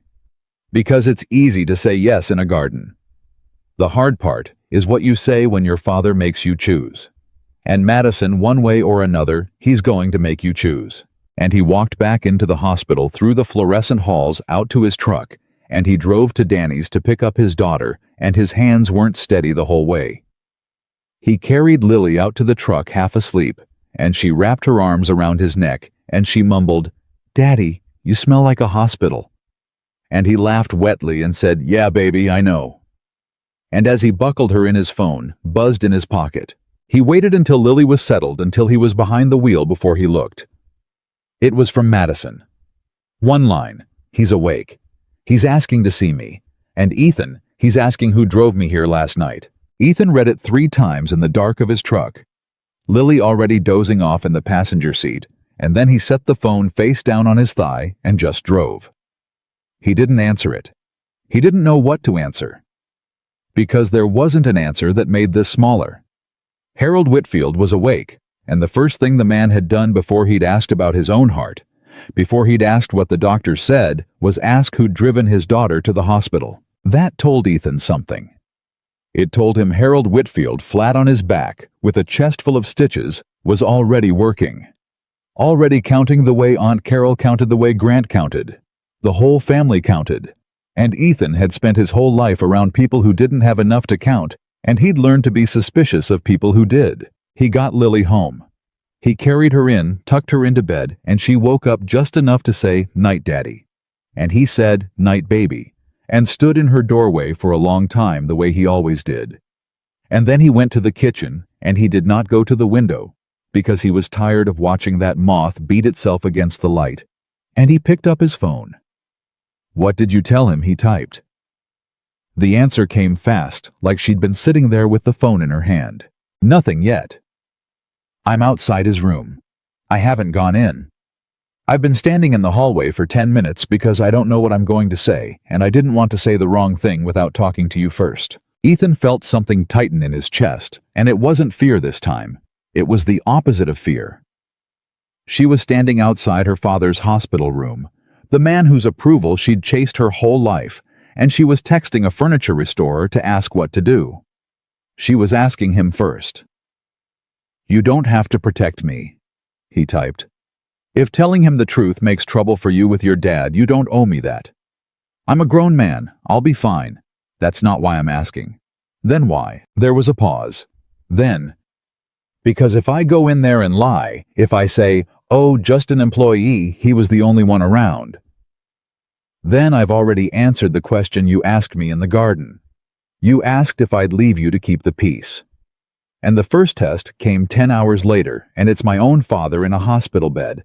And I'm standing in the hallway realizing that if I lie right now to make this easy, then you were right about me all along. Ethan stared at the screen. "And I don't want you to be right about me," she wrote. "So I'm asking you, not because I need your permission, because I want you to hear me choose in real time while it's happening instead of finding out later what I did." Ethan sat down at his kitchen table. His hands weren't steady. "Madison," he typed. "Your father almost died last night. He's awake for the first time. This is not the moment to have that fight with him. You don't have to lie. But you don't have to hand him a war from a hospital bed either. So what do I do?" And Ethan thought about it, and he thought about all the broken things he'd fixed, and how the trick was never force, never rushing it, and he typed, "You go in. You tell him a friend drove you." That's true. I am your friend. You don't give him a name to chew on, and you don't give him a fight. You let him rest. You let him heal. And when he's stronger, when it's a fair fight, and not a man in a hospital bed with all the leverage of a heart attack, then you tell him the whole truth on your feet in his office or yours as an equal. Not as the scared kid in the hallway. You taught me that. You said it has to be on equal ground, not hierarchy. Same rule applies to your dad. There was a long silence. "You're better at being me than I am?" she finally wrote. "No, I just watch. Go see your father. Text me after." "Okay." And then a second later, "Ethan." "Yeah. Thank you for not telling me to lie. I think most men would have. I think most men would have wanted me to protect them." Ethan looked at that for a long moment, and then he set the phone down and put his face in his hands because he understood finally the size of what was happening to him, and there was no wall left anywhere in him to hide behind. She didn't text again that night. He lay awake until almost 2, and then he slept badly, and he got up at 5:15 and made Lily's breakfast and braided her hair crooked and dropped her at school, and the whole time there was nothing from Madison, and the silence started to feel like an answer, the wrong kind. At the shop, he threw himself into the Hartwell desk. The veneer was finally cooperating. Under his hands, the old walnut was coming back to life, the water stains lifting the grain, deepening, and he lost himself in it, the way he always did, because it was the only place the noise in his head went quiet. Danny came by twice and read his face and didn't say anything, which was how Ethan knew it was bad because Danny always said something. At 11:40, the shop door opened, and it wasn't Madison. It was Aunt Carol. Ethan knew it was her before he even looked up. The click of expensive heels was different from Madison's harder, more certain, the walk of a woman who'd never once wondered whether she belonged somewhere. She came across the shop floor like she owned it, and she stopped at his station and she looked at him with those same measuring eyes. "Mr. Carter," she said, "do you have a moment?" The men around the floor had gone quiet. Pearson was pretending to sand something. Danny had stopped moving entirely by the truck. "For the owner's aunt," Ethan said, and kept his hands moving on the desk. "Sure. Perhaps somewhere private." "This is fine. I've got nothing to hide." Carol's smile thinned. "Don't you?" She set her handbag down on the corner of his workbench, right on top of his grandfather's tools, and Ethan felt his jaw tighten, but said nothing.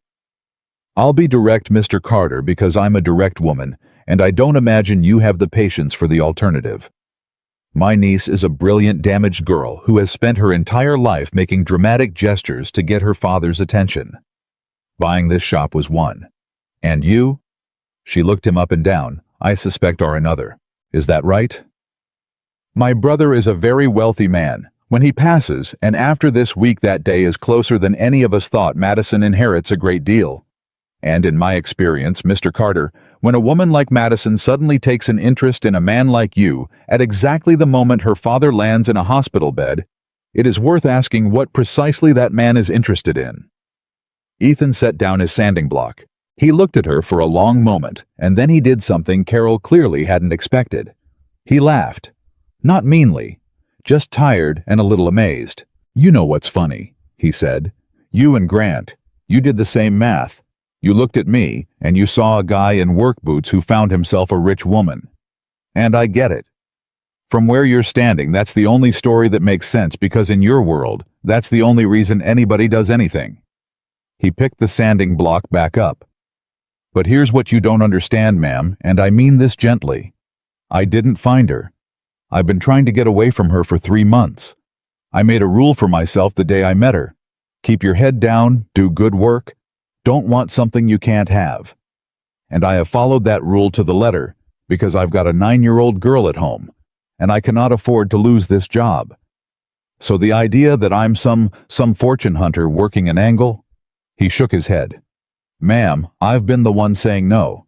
Ask your niece. Every single time I'm the one who steps back." Carol studied him. Some of the certainty went out of her face. "Then you're a fool," she said, but there was less venom in it now. "Because whatever you think you're doing, my brother owns 40% of this business.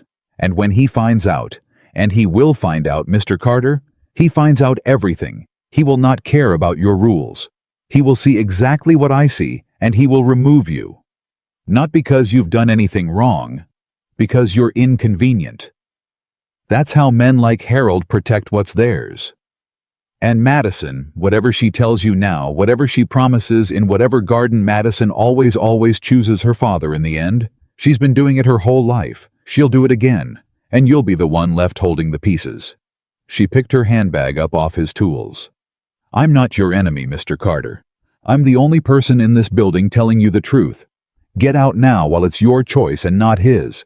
And she turned and walked out, heels clicking, and the shop stayed dead silent until the door swung shut behind her, and then slowly, one by one, the men went back to work, and nobody looked at Ethan, which was its own kind of loud.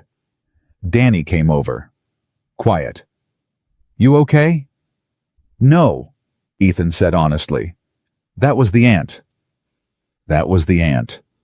Danny leaned on the bench. "You want my 2 cents?" "Not really. I'm going to give it anyway." Danny lowered his voice. "That woman came in here to scare you off. And people don't waste their time scaring off a threat that isn't real. She's not scared you're a fortune hunter, man. She's scared it's real. You scare people like that when you're the real thing. So." He clapped Ethan once on the shoulder. "Whatever you decide, don't decide it because a lady in a nice coat told you you don't belong. You've been telling yourself that for 3 years already.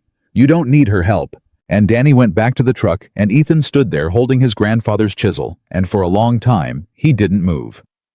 His phone buzzed at 2:15. "Can you come by the shop tonight after close? I need to see you. It's about my father." M.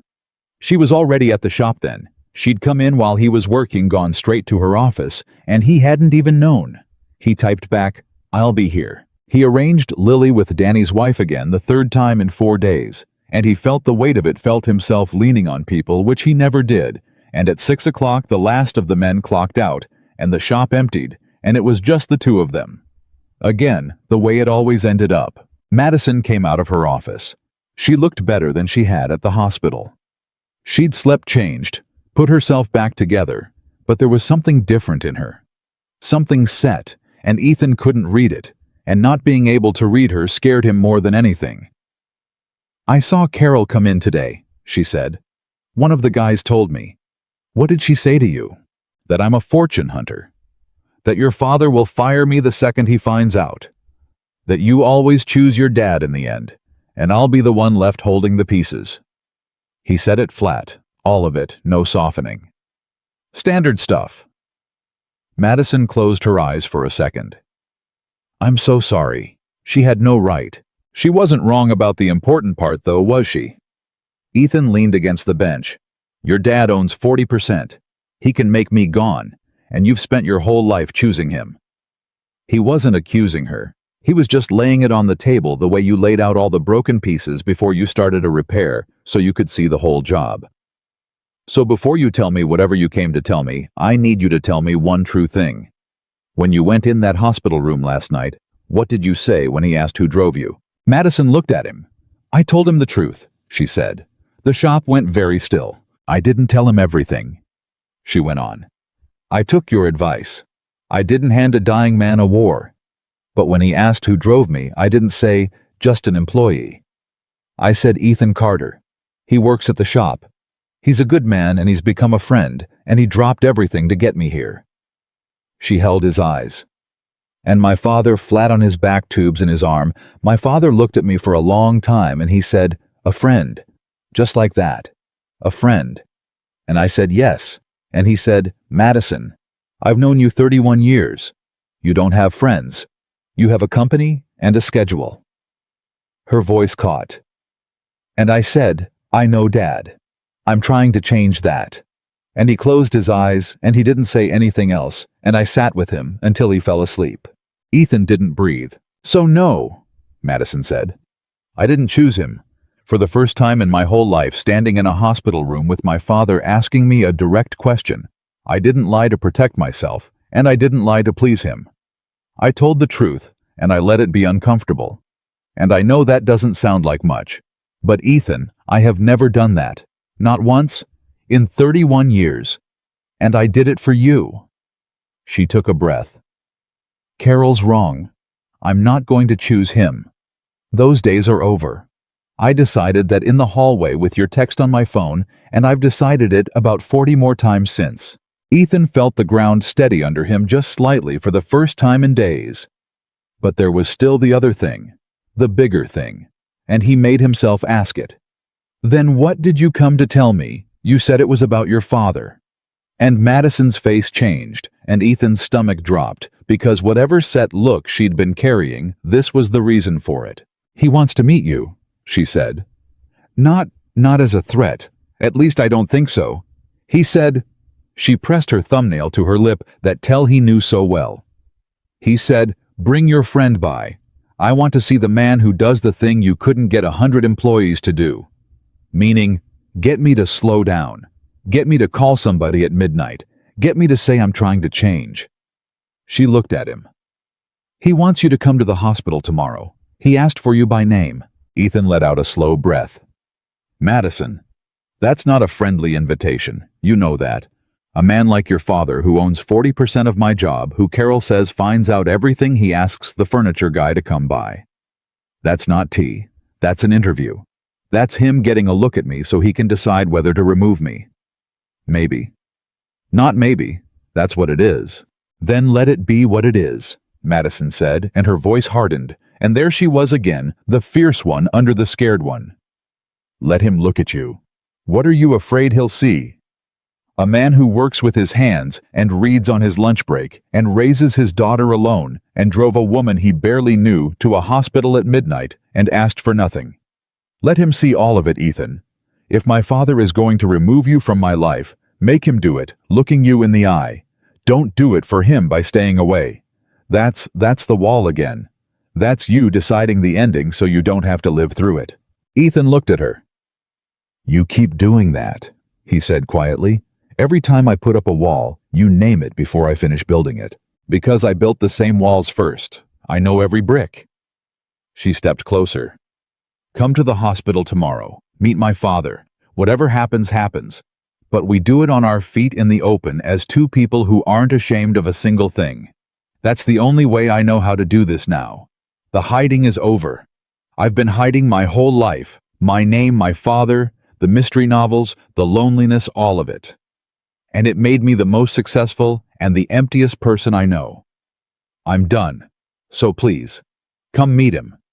And let me stand next to you when you do." Ethan was quiet for a long moment. And then he said the thing he'd been circling for 3 months, the thing under all the other things, the truest broken piece at the very bottom of the pile. "I'm scared, Madison." "I know. No. Listen, I need you to hear this one because I've never said it out loud." He set down the chisel. His hands were shaking, and he let them. "When Sarah left, it didn't just break my heart. It broke something about how I trust the ground under my feet.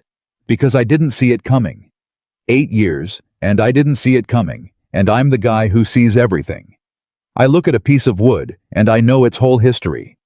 I looked at my own wife across the dinner table every night for 8 years, and I did not see that she was already gone. And that's the thing that broke Madison. Not that she left, that I didn't know. That I could be that wrong about the most important thing in my life." His voice cracked. "So, when I look at you and everything in me is screaming that this is real, that you're real, that what I see when I watch you is the truth, there's this other voice that says, you thought that about Sarah too. You were sure about Sarah too, and you were wrong. And I don't know how to shut that voice up. I've tried. I can't." Madison's eyes filled. "So it's not really about your dad or Carol or Grant or the 40%, Ethan said. "Those are just the reasons I hand people. The real thing is I don't trust myself anymore. I don't trust that I can tell what's real. And if I'm going to bet my daughter's heart on it, I have to trust that.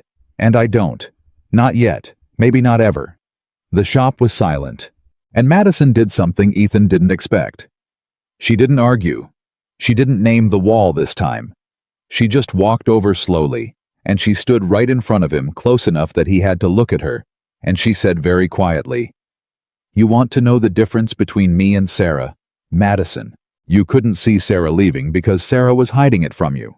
She'd already left inside and she was performing staying, and you couldn't read her because there was nothing true to read. She was a locked door with the lights left on." Madison took his hand. "I'm not hiding anything from you. That's the whole point. You've seen me cry in a waiting room. You heard me on the phone with my father when I didn't know you were there.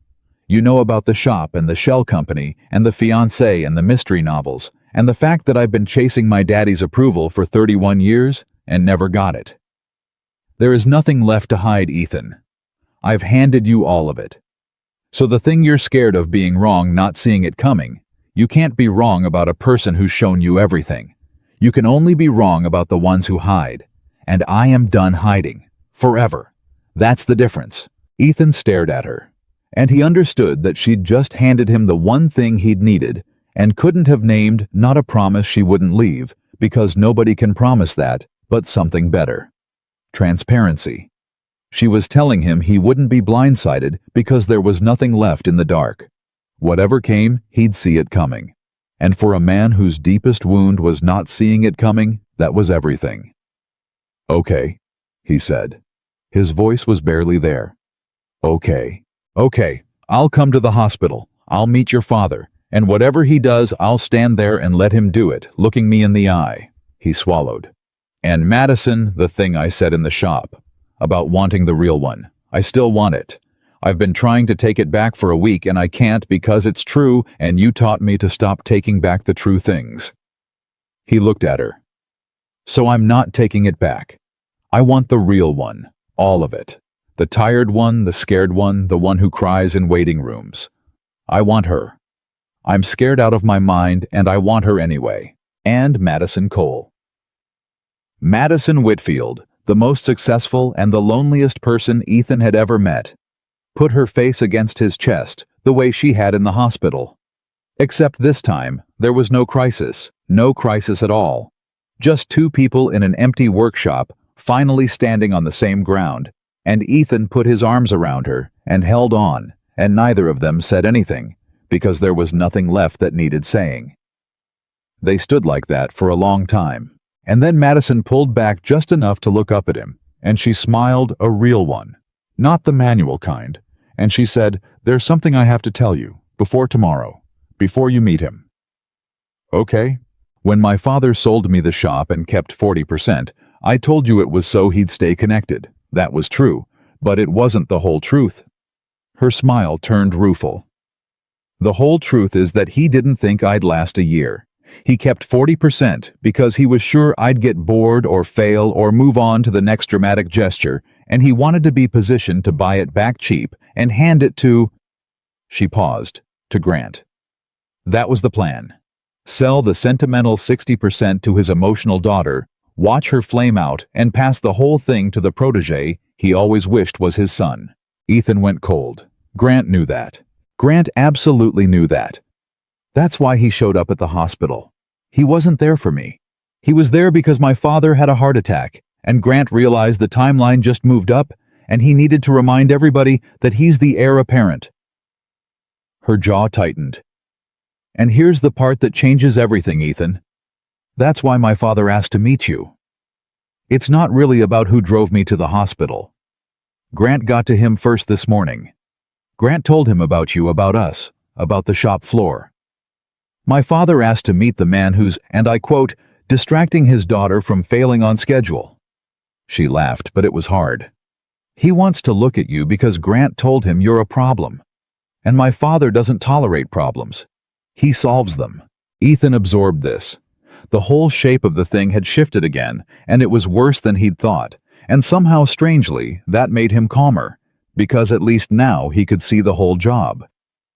"So tomorrow," he said slowly, "I'm not meeting your sick father who's curious about your friend. I'm walking into a room where a powerful man who owns almost half my job has already been told by his golden boy that I'm the obstacle to a plan he's had running for a year. Yes, and he asked me there so he can size me up and figure out how to remove me. Yes." Ethan was quiet, and then to Madison's obvious surprise, he almost smiled. Tired and grim, but almost a smile. "Good," he said. "Good? Yeah." He picked up his grandfather's chisel and started wrapping the tools in their leather roll, slow and careful, the way he did everything. "Because I've spent 3 months being scared of a shadow. Scared of your father, scared of your world, scared of Carol's coat and Grant's suit and the 40%. I've been fighting ghosts, and tomorrow the ghost's going to be a real man in a hospital bed with a real plan, and I'll finally be able to see exactly what I'm up against." He tied off the leather roll. "You can't fix a thing you can't see, Madison. My whole life is looking at broken things and seeing what they're supposed to be. So let him show me the whole break. Let him lay it all out. Tomorrow I'll walk in there, and for the first time in 3 months, I'll actually be able to see the shape of what's in the way." He looked at her, and his eyes were steady now, steadier than they'd been since the party. "And then, I'll know whether it's something I can fix, or something I can't." Madison looked at him like she was seeing him for the first time. "You're not scared anymore," she said. "Oh, I'm terrified," Ethan said. "But there's a difference between being scared of a shadow and being scared of a real thing. The shadow you can't fight. The real thing you can at least look in the eye." He shouldered the tool roll. "Go home, Madison. Sleep. Tell your father his friend will be there at 10. And tell him—" He paused at the door. "Tell him I'm bringing my daughter's picture. Because whatever he thinks I am, whatever Grant told him, I want the first thing he learns about me to be true. I'm a father. Everything I do for her. Including this. Especially this." He looked back at her. "He'll understand that maybe. A man who kept 40% of a business to stay connected to his kid somewhere under all of it, he's a father too. It's the one thing he and I actually have in common, and it might be the only thing that matters tomorrow." And he walked out to his truck and drove to pick up his daughter, and for the first time in a week, his hands were steady on the wheel the whole way there. He carried Lily out to the truck, and she was awake this time, and she looked up at him with her mother's eyes and his own stubborn chin, and said, "Daddy, you don't have your worried face anymore." "No, baby," Ethan said, buckling her in. "I figured some stuff out." "Is your friend okay? The one whose dad got sick?" Ethan thought about it. Thought about the whole tangled, terrifying, impossible thing. Thought about Madison's face against his chest in an empty workshop, and the truth she'd handed him, and the meeting tomorrow that could take away his job and break his daughter's heart, and how he was going to walk into it anyway on his feet, with his kid's picture in his pocket. "You know what, Lily?" he said, pulling out onto the dark road. "I think she's gonna be okay. I think we both are." He glanced at her in the mirror. "Hey, you want to hear something tomorrow? I've got to go meet somebody real important. A tough old guy. And I'm a little nervous about it." "Why?" "Because he might not like me." Lily considered this with the full seriousness of 9 years old. "Did you do anything mean?" "No." "Are you going to lie to him?" "No." "Then who cares if he likes you?" Lily said, with the devastating simplicity of a child, and turned to look out the window. "You're a good guy. You fix stuff. If he doesn't like you, he's just wrong." And Ethan laughed, really laughed, for the first time in a week, and reached back to squeeze her knee, and drove his daughter home under the streetlights. His phone buzzed once in his pocket as he pulled into the driveway. He waited until Lily was inside, teeth brushed in bed, before he looked. It was Madison. 10 a.m. tomorrow, room 412. I'll be waiting in the lobby. And then a second later, a second message, and Ethan read it standing in his dark kitchen, and he had to sit down. "I told my father one more thing before I left tonight. He asked me why this one, why the furniture guy, and I told him the truth. I said because he's the first person who ever looked at me and saw something worth keeping. And Dad didn't say anything for a long time. And then he said, then he sees something I never let myself see." And he turned toward the wall. "Ethan, I think tomorrow is going to be harder than either of us knows. I don't think he's going to make it easy. But I needed you to know that somewhere in that stubborn, dying old man, something moved tonight. You did that. You've been doing it to everybody. To me, to Danny, to the whole shop. You fix things just by seeing them true. So, come tomorrow and see him true. It might be the only thing that saves us." Ethan read it twice and set the phone down and sat alone at his kitchen table in the dark for a long time. Then he got up and he went to the drawer where he kept the photos. And he found the one he wanted Lily, at 6 gap-toothed grinning, sitting under his workbench pretending it was a fort, the exact same way Madison had once sat under her grandmother's writing desk. He looked at it for a while. Then he put it in his shirt pocket over his heart, ready for the morning. And he did not go to the window to watch the moth. He turned off the light and went to bed, and for the first time in a week, he slept. He got to the hospital at 9:50, 10 minutes early, because that was who he was. And Madison was waiting in the lobby, exactly where she'd said she'd be.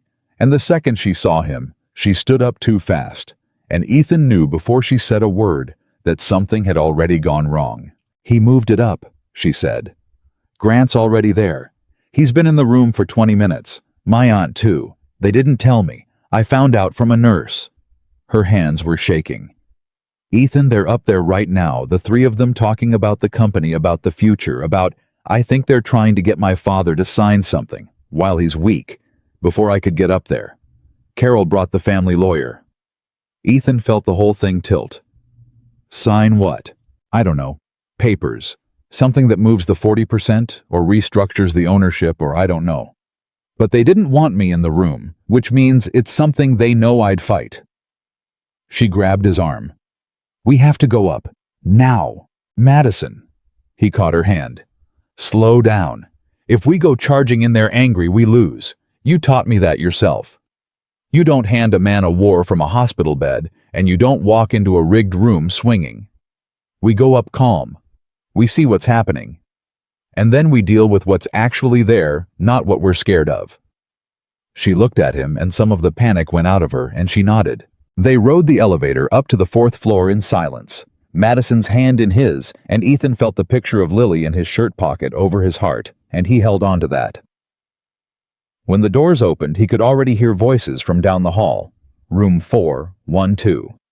Grant's smooth, easy voice, and a woman's, Carol's, and a third lower, rougher, weaker, but still hard as a fist. Harold Whitfield. They stopped outside the door. "Simplest thing in the world, Harold," Grant was saying. "You consolidate the ownership now while you can, while you're thinking clearly. You transfer your 40% into the holding trust. I get management authority over the trust's assets, and Madison keeps her 60 and her little shop, and everybody's protected. Especially her. Especially from herself. And from the furniture man," Carol added. A pause. Then Harold's voice, thin but sharp. "You've both said protect Madison about 9 times in 10 minutes. In 31 years, neither one of you ever wanted to protect that girl from anything except her own happiness." Ethan felt Madison go still beside him. "Harold." "Where's the pen?" Harold said. "You brought a lawyer. You brought papers. Give me the pen. Let's see what I'm signing." And Madison moved, but Ethan held her back, one hand on her arm, and he shook his head and he mouthed, "Wait," because he'd spent his whole life listening, and something in the old man's voice told him this wasn't over, that Harold Whitfield was doing something none of them could see yet. There was a rustle of paper. A long silence. And then Harold's voice again, and it had changed, gone quiet and dangerous. "This transfers everything to the trust. My 40%. And there's a clause here, real small, real neat, that says if Madison's 60% ever drops in value, the trust can force a buyout at fair market assessment. And who assesses fair market, Grant? Let me guess, the trust, which you'd manage. It's standard language, Harold. It's a noose is what it is. You'd tank her shop's paper value, force the buyout, and take the whole thing for pennies. And you brought it to a man 3 days off a heart attack because you figured I was too weak to read it." A rasping sound, Harold laughing or trying to. "You've been waiting for me to die for 2 years, son. You just couldn't wait the extra week." "That's not—" Grant's voice cracked, the charm gone. "Harold, you're not well. You're not thinking clearly. I'm thinking clearer than I have in years." A pause. "Carol, you knew what this paper said." Silence. "You did, my own sister." Harold's voice dropped. "Get out, both of you. Take your lawyer and your noose and get out of my room." "Harold," Carol started. "Out." And the door swung open, and Grant came out fast, his face white and furious, and he pulled up short when he saw Ethan and Madison standing right there, having heard every word. For a second, nobody moved. Grant looked at Ethan, and Ethan looked back, and Ethan didn't say anything, didn't gloat, didn't need to. "This isn't over," Grant said low. "It looks pretty over," Ethan said quietly. Grant's jaw worked. He looked at Madison. "You're going to regret this. When that shop fails, and it will fail, they always fail the sentimental ones. You're going to wish you had somebody who actually understood the business standing next to you instead of... He gestured at Ethan. This. Grant. Madison said, and her voice was steady and clear and utterly without fear for the first time in the whole story. I spent 2 years engaged to you, and I never once felt what I feel standing in a hallway next to this man. You understood the business. He understands me. I'll take my chances with the one who sees me.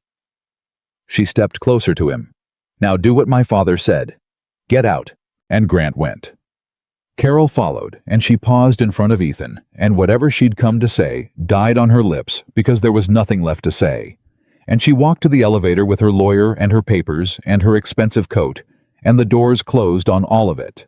And then it was just Ethan and Madison in the hallway, and an open door and an old man's voice from inside the room saying, tired and dry, "Well, you two going to stand out there all day? I can hear you breathing. Come in, and bring the furniture man. I want to look at him." Madison looked at Ethan. "On our feet," she said quietly. "In the open, as two people who aren't ashamed of a single thing." "On our feet," Ethan agreed. And they walked in together. Harold Whitfield was smaller than Ethan expected. That was the first thing. In 3 years of hearing the name in a shop the man had built and named Ethan had pictured someone huge. But the man in the bed was thin and gray and old with tubes in his arm, and a monitor beeping beside him, and only his eyes were the way Ethan had imagined, sharp pale and taking in absolutely everything. Those eyes went to Madison first, then to Ethan, then slowly, deliberately down to where Madison's hand was still holding Ethan's, and back up. "So," Harold said, "you're the one." "Yes, sir." "You drove my daughter here at midnight."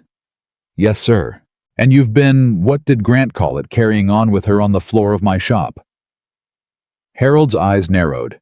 "My shop. That I built. In 1974. With these hands." He held them up thin and spotted and shaking slightly. "You know what these hands built, son?" "Yes, sir. I do. Better than most." Ethan let go of Madison's hand, not to pull away, but to step forward to face the old man on his own. "I've been restoring furniture in your shop for 3 years. I know exactly what you built. I know the joinery you taught the men who taught me. I know the way you dovetail a drawer. There's an old workbench in the back, the original one, and it's got a signature carved underneath HW 1974. I found it my first week. I've been working next to your name for 3 years. Something flickered in Harold's eyes. "You found the signature?" "I look at things closely. It's the job." Harold studied him for a long moment. "Grant worked for me 8 years. He never found the signature, never once looked under the bench." A pause. "Madison tells me you knew she was my daughter. Figured it out from a phone call. She'd hidden it from a whole shop for 3 months, and you got it in one morning." "I wasn't trying to. I just heard the truth in it. The truth in it." Harold repeated the words, slowly tasting them. Then abruptly, "Sit down, both of you. You're making my neck hurt." He gestured at the chairs. They sat. And Harold Whitfield looked at Ethan for a long, long moment, and then he said something that changed the shape of the whole room. "You want to know why I kept 40% when I sold her the shop?" "Madison told me," Ethan said carefully. "She said it was to stay connected. And she said..." He hesitated. "She said Grant told her the real reason was you expected her to fail, and you wanted to be positioned to buy it back and give it to him." Harold barked a laugh that turned into a cough. Madison started forward, but he waved her off. "That's what Grant thinks," Harold said when he'd caught his breath. "That's what Grant's always thought because Grant thinks like Grant. Everything's a position. Everything's leverage." He looked at his daughter, and for the first time his hard eyes softened, just barely. "No, that's not why. You want the truth, girl. After 31 years, fine. I'm dying by inches in a hospital bed, might as well." The room went still. "I kept 40%, Harold said, "because I was afraid that the day I sold you that shop was the last day you'd ever need me. You'd bought and sold 2 companies already without a word to me. You didn't need my money, my name, my advice. Nothing. You'd built yourself into somebody who didn't need her father at all." His voice cracked, and Ethan realized the old man was fighting tears and losing. "And I couldn't stand it, so I kept 40%. Not to control you. Not to give it to Grant. To make sure you'd still have a reason to call me. To pick up the phone. To still be in the same room as me sometimes." He looked away at the wall. "It was the only way I knew how to hold on to my kid. It's a terrible reason. I know that. I've always known that. Your mother told me it was terrible before she passed, but it's the true one." Madison had gone completely white. "Dad," she whispered. "I was never good at it," Harold said, still looking at the wall. "The father thing, the soft parts. My own father beat it out of me before I was 10, and I told myself I was doing better because I never raised a hand to you, and I told myself cold was better than cruel. But cold is its own kind of cruel, isn't it? I made you into a machine because machines were the only thing I knew how to love things. I built things that worked, things that didn't need me back. And I turned my own daughter into one." He finally looked at her, and his eyes were wet. "And now I'm dying, and I find out from a hospital nurse that the one time in your life you called someone at midnight, the one time you let somebody drive you, the one time you cried on somebody's shoulder, it wasn't me. It was never going to be me. Because I never once let you learn that you could." His voice broke completely. It was him, a furniture man, a stranger, who did in 3 months what I couldn't do in 31 years. The room was silent, except for the beep of the monitor. And Madison stood up, and she went to her father's bed, and she took his shaking hand in both of hers, and she said through tears, "You could have. You still can. It's not too late, Dad. It's not. Isn't it?" "No." She pressed his hand to her cheek. "I bought your shop because it was the only place you were ever kind to me. Did you know that I bought it to get you back? The good part of you, the Saturday part. And I thought I'd failed because you kept the 40% and I thought it was a leash. But you're telling me you kept it for the exact same reason I bought it, to stay connected. We were both Dad. We were both reaching for each other the whole time, and neither of us could say it." She was crying openly now. "We're the same. That's the terrible thing. We're exactly the same. Two people who love hard and can't say a word of it."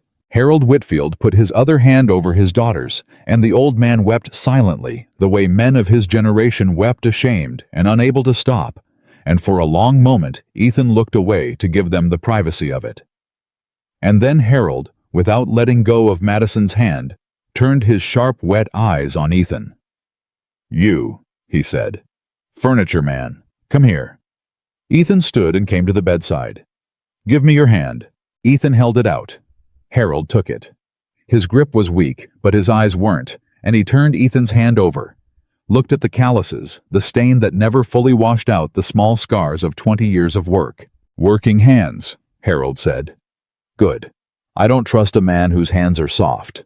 He didn't let go. "Now you listen to me, because I'm only going to say this once, and then I'm going to be too proud to ever say it again. My daughter is the most valuable thing I ever made, and I made her wrong. Cold. Alone. Afraid to need anybody. And somehow God knows how you looked at that broken thing I built, and you saw what she was supposed to be." His grip tightened. "That's your whole job, isn't it? Looking at broken things and seeing what they're supposed to be." "Yes, sir," Ethan said quietly. "It is. Then I'm going to trust you with the one I broke worst." Harold's voice was iron and tears at once. "But hear me. If you ever make her feel the way I made her feel, small or unseen, or like she has to earn being loved, I will find the strength to get out of this bed and end you myself. Are we clear?" "Sir," Ethan said, "if I ever make her feel that way, I'll hold the door open for you." And Harold Whitfield laughed, a real one this time, wet and cracking and genuine. And he let go of Ethan's hand, and he sank back against the pillows spent, and he said, "God, she found one with a spine. Finally." He closed his eyes. "Grant never had a spine. All charm and no spine. I knew it. I let him hang around anyway because he understood the business, and he made me feel like I had a son." His eyes opened, found Madison. "I'm sorry for that too. For all the times I made you watch me treat that empty suit like the child I wished I'd had. You were always the one. I just couldn't say it. I couldn't ever say it. Say it now, Madison whispered. Harold looked at her. You were always the one, he said. I'm proud of you. I've always been proud of you. I'm sorry it took a heart attack and a furniture man to get it out of me. He squeezed her hand. Now, both of you, get out of my room. I'm old and I'm tired, and I've done more feeling in 10 minutes than in 10 years, and I need to sleep it off. But he was smiling when he said it. And Madison, that transfer paper, the one Grant brought. Bring my lawyer back tomorrow. My real lawyer, not Carol's snake. I want to change some things. I want to give you the 40% free and clear. No trust. No strings. No leash. His eyes closed. It's yours. It was always going to be yours. I was just too scared to let go of the last thing that made you call me. And Madison bent and kissed her father's forehead, and the old man was asleep before she straightened up, and she stood there a moment looking at him. And then she turned to Ethan, and her face was wet and broken open, and more alive than he had ever seen it. They walked out of the hospital together into the morning, and neither of them spoke until they reached the parking lot, and then Madison stopped and turned to him and said, You did it again. You walked into the worst room of my life, and you fixed it just by seeing it true. I didn't fix anything, Ethan said. That was all him. That was 31 years finally coming loose. I just happened to be standing there. No, she shook her head. He came loose because you were standing there. Because you're the proof, Ethan. You're the living proof that somebody could look at the thing he broke and want it anyway. And once he saw that was possible, once he saw it standing in his hospital room holding my hand, he couldn't keep pretending it wasn't possible for him too. She stepped closer. You don't just fix furniture. You fix people. You've been doing it to me since a backyard party 3 months ago when you looked at me too long and wouldn't look away. Ethan looked at her. I have to tell you something, he said. And I've been trying to figure out how to say it since last night. Okay. That voice, the one that told me I couldn't trust myself, the one that said I was sure about Sarah too, and I was wrong, so how could I trust that I'm right about you? He swallowed. It's gone. It went quiet somewhere between the hallway this morning and right now, and I figured out why. It's because I finally understand the difference you were trying to tell me. I couldn't see Sarah leaving because she was hidden. But I've spent 3 months watching you, Madison, and I've never once been surprised by you. Every single thing I've learned about you, the shop, your dad, the fear, the loneliness, the mystery novels, it all fit. It all made sense. You've never once been a locked door with the lights on. You've been an open one the whole time, and I was too scared to walk through. He took her hands. But I walked through today. In that hospital room. And I saw the whole thing all the way to the bottom, and there was no surprise waiting for me. Just you. All the way down. And I'm not scared of it anymore because a man can't be blindsided by somebody he can see completely. You taught me that, and it's the truest thing anyone's ever taught me. Madison's eyes filled. So this is me, Ethan said. Not scared. Not hiding behind Lily. Not waiting for a fair fight or the right moment or your father's permission. Just me standing in a parking lot telling you I'm in. All the way. The tired one, the scared one. The one who cried in a waiting room. I want her. And I want to build something with her slow and careful, the way you build a thing that's meant to last. On equal ground. Not boss and employee. Not rich and poor. Just two people who found each other and decided to be braver than their reasons. And Madison Whitfield, who had spent 31 years learning that she had to earn love and could never quite manage it, looked at the furniture man in the parking lot, and she understood at last that here was the one person who was offering it to her free and clear. No trust, no strings, no leash. The same words her father had used about the shop, the same gift finally from the two men who'd both loved her without knowing how to say it. Yes, she said. All the way, yes. And she kissed him there in the hospital parking lot in the morning light, and it was not the careful held-back thing they'd both been managing for 3 months. It was two locked-up people finally letting go at the same time. And it held everything they'd been unable to say since a backyard party in September. And when they finally broke apart, they were both laughing and both crying. And Ethan pressed his forehead to hers and just breathed. The weeks after moved fast, the way good things do once you stop fighting them. Harold Whitfield changed his will and his ownership papers within the month, exactly as he'd promised. The 40% transferred to Madison free and clear, and a note in his own shaking hand, paperclipped to the documents that said only, "Now you don't need a reason to call, but call anyway." And she did. Every Sunday, and then more than Sundays, because it turned out that once the leash was gone, the connection they'd both been faking a reason for was real all along, and it grew slow and careful, the way a father and daughter relearn each other after 31 years of getting it wrong. Grant left Savannah. Word went around that he'd taken a position with a firm up north, and nobody at the shop missed him.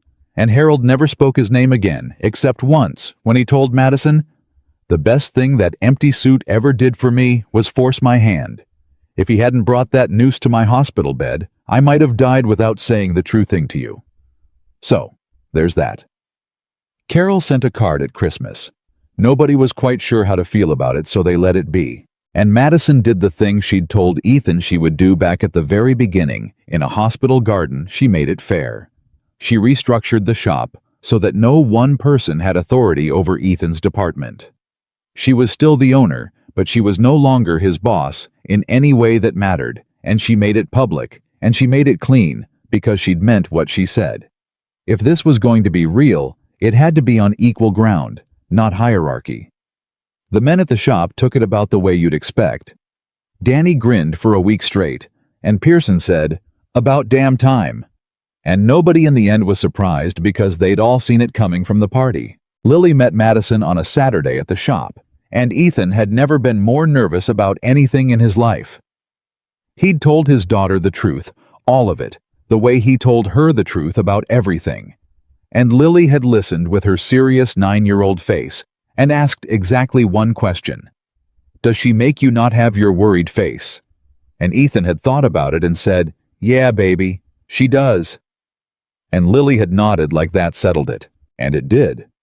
Because when Madison arrived that Saturday nervous in a way Ethan had never seen her clutching a paperback mystery she'd brought because she didn't know what else to bring. Lily had walked right up to her and looked her over and said, "Daddy says you like books. I like books too. Do you want to see my fort?" And she'd taken Madison's hand and led her under the big workbench in the back. The original one. Harold's bench, the one with the signature carved underneath. And the two of them had sat under there for an hour while Ethan pretended to work and watched out of the corner of his eye, and at one point he heard Madison say softly, "You know, when I was your age, I used to have a fort just like this, under my grandmother's writing desk." And he'd had to turn around and busy himself with a drawer so they wouldn't see his face. That desk, the Hartwell desk, the walnut one with the worn edge where somebody had rested their arm for a lifetime writing letters to someone they loved. Ethan finished it, and it was the best work he'd ever done, and the client wept when she saw it the way they always did. And months later, on a Saturday in spring, Ethan found another desk. He'd put out word quiet through every dealer and estate seller and picker. He knew a description he'd gotten from Madison in 100 small details. The kind of desk her grandmother had, the one that got sold in an estate sale before she was old enough to stop it. The one she'd been looking for her whole life. And a picker in Macon, near where Ethan's own grandfather had had his shop, turned one up. It wasn't the exact one. There was no way to know if it was the exact one. But it was the right kind, the right age, the right honey color with a worn place on the right edge where somebody had rested a forearm for years while a hand moved across the page. He restored it himself after hours alone the way his grandfather had taught him. And he gave it to her on her birthday, and when Madison saw it, she went absolutely still.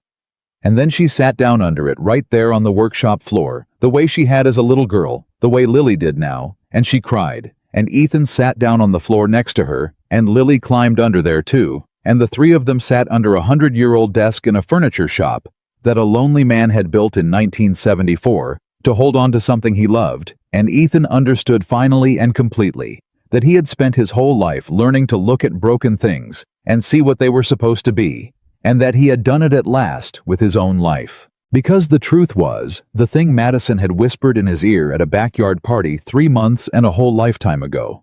She'd said, "I know what you're thinking." And she'd been right. She'd been right about all of it, about the loneliness he wouldn't name, and the wall he wouldn't lower, and the want he'd spent 3 years pretending he didn't have. The most dangerous feelings had never been the forbidden ones. The most dangerous feelings were the ones he refused to admit even to himself. And the bravest thing he ever did was finally stop refusing. Ethan Carter had a rule once, and the rule was simple. Keep your head down, do good work, and never, ever want something you couldn't have. He doesn't live by that rule anymore. He lives by a better one now.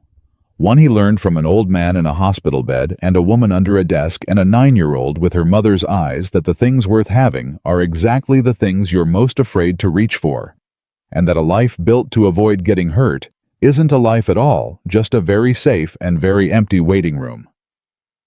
And Ethan Carter is done waiting.